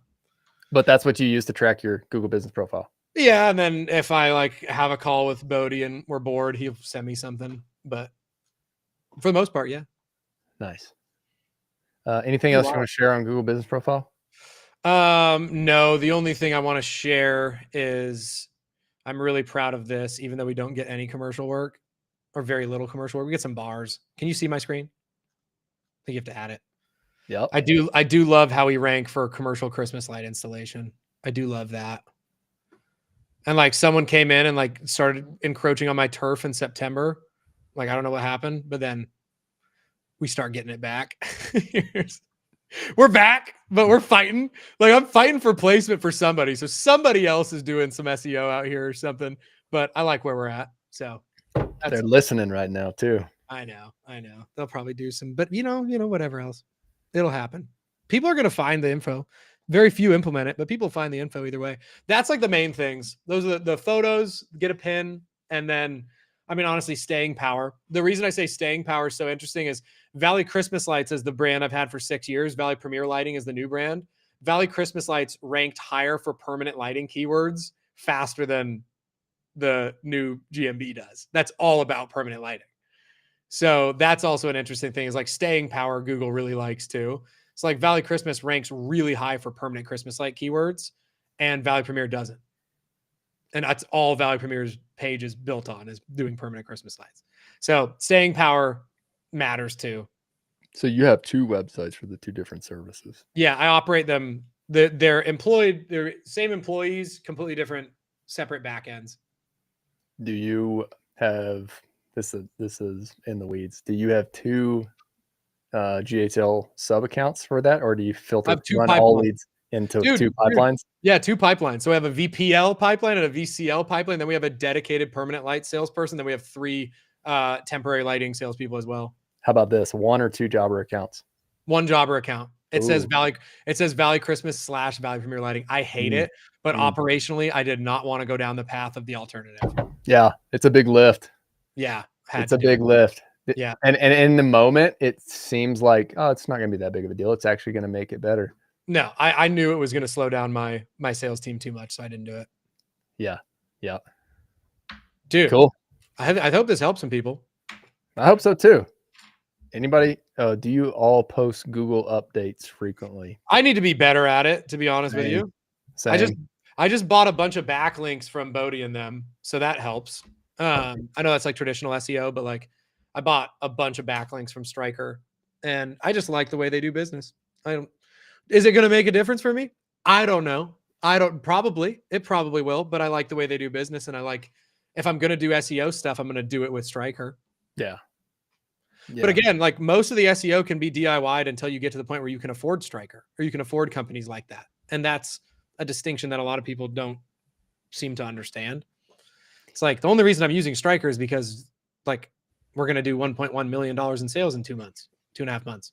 Well, it's that, or like, I think if you have cash to invest, it could be good. That's what I'm saying. It's like good right out the gate. Yeah. Oh yeah. Like if yes. So like, if you came in and you had and you have a nice little war chest that you're allocating to your business, sure.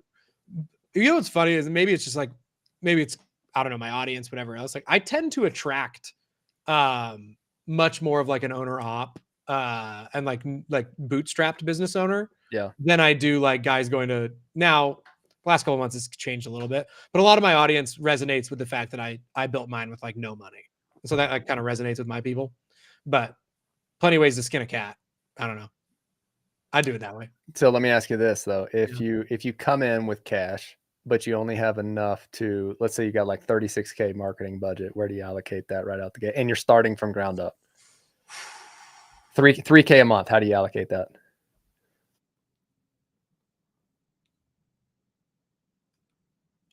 Facebook ads will give me more leads than Google will. And because there's more leads, I know long-term I'm building like a pretty good mailing list. I would go, let me do the math. I would go DIY Facebook ads at $50 a day. That puts me at $1,500 a month.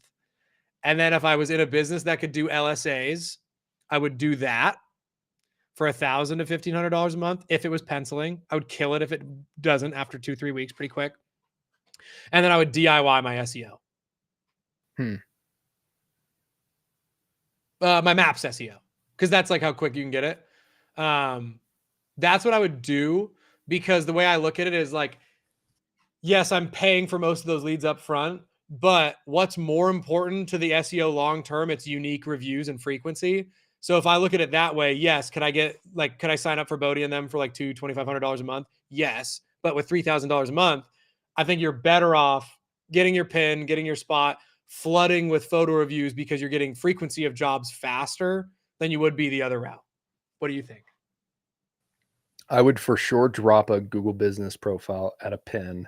Yeah. No doubt about it. Well, that was free. So yes. And if I had to pay for an office address to get that, I would do so. Yeah.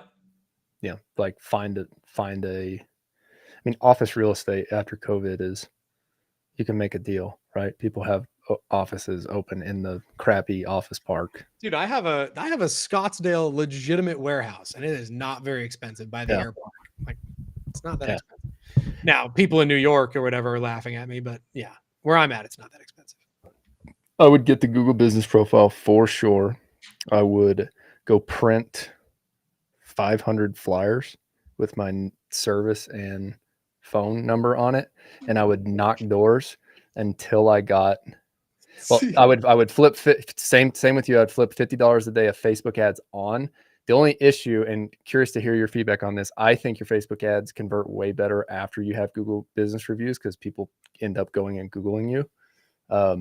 So like I just need data to back that up, but I probably agree with it. I wouldn't have any expectations in the beginning of Facebook ads is all I'm trying to say. Yeah. But I would literally go hustle as hard as I could, knocking doors, hand out the flyers. It's literally just like, hey, my name's Austin. I started a tree service business. If you or any of your neighbors ever need it, here's my number. Just give me a call. How about that tree right there? Want me to knock it out? And then I'd just be like, I'll give you a crazy deal for this. And I would do it for a crazy deal in exchange for a 5-star review. And I'd get the 5-star review. I like that. I agree. I think that's great. I'm a diva, and I door knocked for 3.5 years. And I told myself I would never knock a door again when I started the Christmas light business. So I think you're right, like for the listeners, but I will not lie. I will never, ever knock a door again. Ever. So here's the only reason I make the point. It's that I see way too many people like wanting to jump into this digital ad stuff. And like, I would be willing to bet you had some stories early on when you were starting where you were just like, I just had to buckle down and go get the next job and figure out a way to do it. Yes, no? Dude, I wish I could make myself look better and be like, oh, I door knocked, but when my back was against the wall. Dude, no, I advertised to a fault in my first year. I spent too much on ads. Like, I cranked Google pay-per-click in year one till the cows came home. I paid a Facebook agency. They weren't even good. They're not even in business anymore. So that'll tell you how good they were. Google pay-per-click was like all of my business, all of it in year one. And then it just kind of snowballed from there. Nice. But no, as far as customer acquisition, it was never for Christmas lights. It was never. Now for junk removal, I said yes to a few jobs I absolutely should not have because I was broke. Like, that was real. Like cleaning rat infested alleys for $500 with snow shovels and like having to put like the little clothespin on my nose. Like, yeah, those were my like trench stories, but never door knocking to get jobs. My trench story is like, I've been seeing this girl off and on for a little bit this last month or so, but she was asking about like, used to pick up people's trash, like that's what I did. Like, I was telling her like, dude, I was literally like, I wasn't a junk removal guy because like, I wasn't getting like nice, fancy junk removal jobs. I was picking up people's trash, like hoarders' trash, for like 2-3 years while trying to make rent. Like, because I didn't make a lot of money in Christmas lights till like year 4 or 5. So in the off season, I was picking up people's trash. Like, dude, like I was moving heroin needles without PPE. Like, gross. Like, I was roaches. I was like, the nastiest people you'd ever see in your life were watching me pick up their trash as they were getting like about to be evicted. Like, I got it out of the mud in that context, but I never. So when I say I'm a diva because I didn't door knock, dude, no one has a worse, like in my opinion, like a more like gross rags to no longer rags story than me picking up like roach infested heroin needle trash for 2 That's years. Gross. Dude.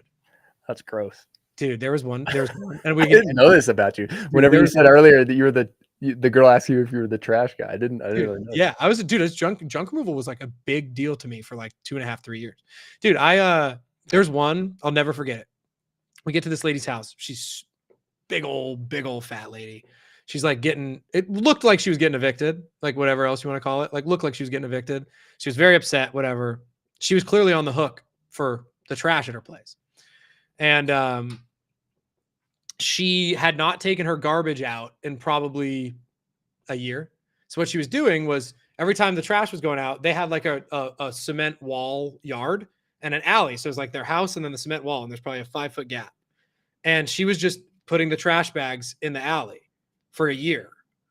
And so a year's worth of household trash in Arizona 110-degree heat for a year was adding up. And I was like close to, this was when I was paying rent on a credit card. Like this was down and out. This was 2021, 2022, early 2022 maybe.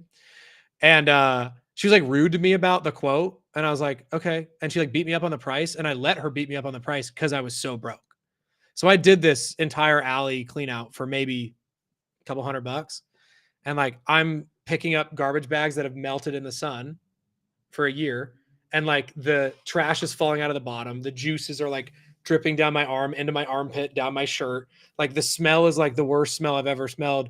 Rats are running out of the bags, like giant rats are running out of the bags. And I remember like being halfway through and being like, how did I went to college? Like I did $100,000 in sales and Christmas lights in my first year. Like I thought this was over. Like I thought I was rich.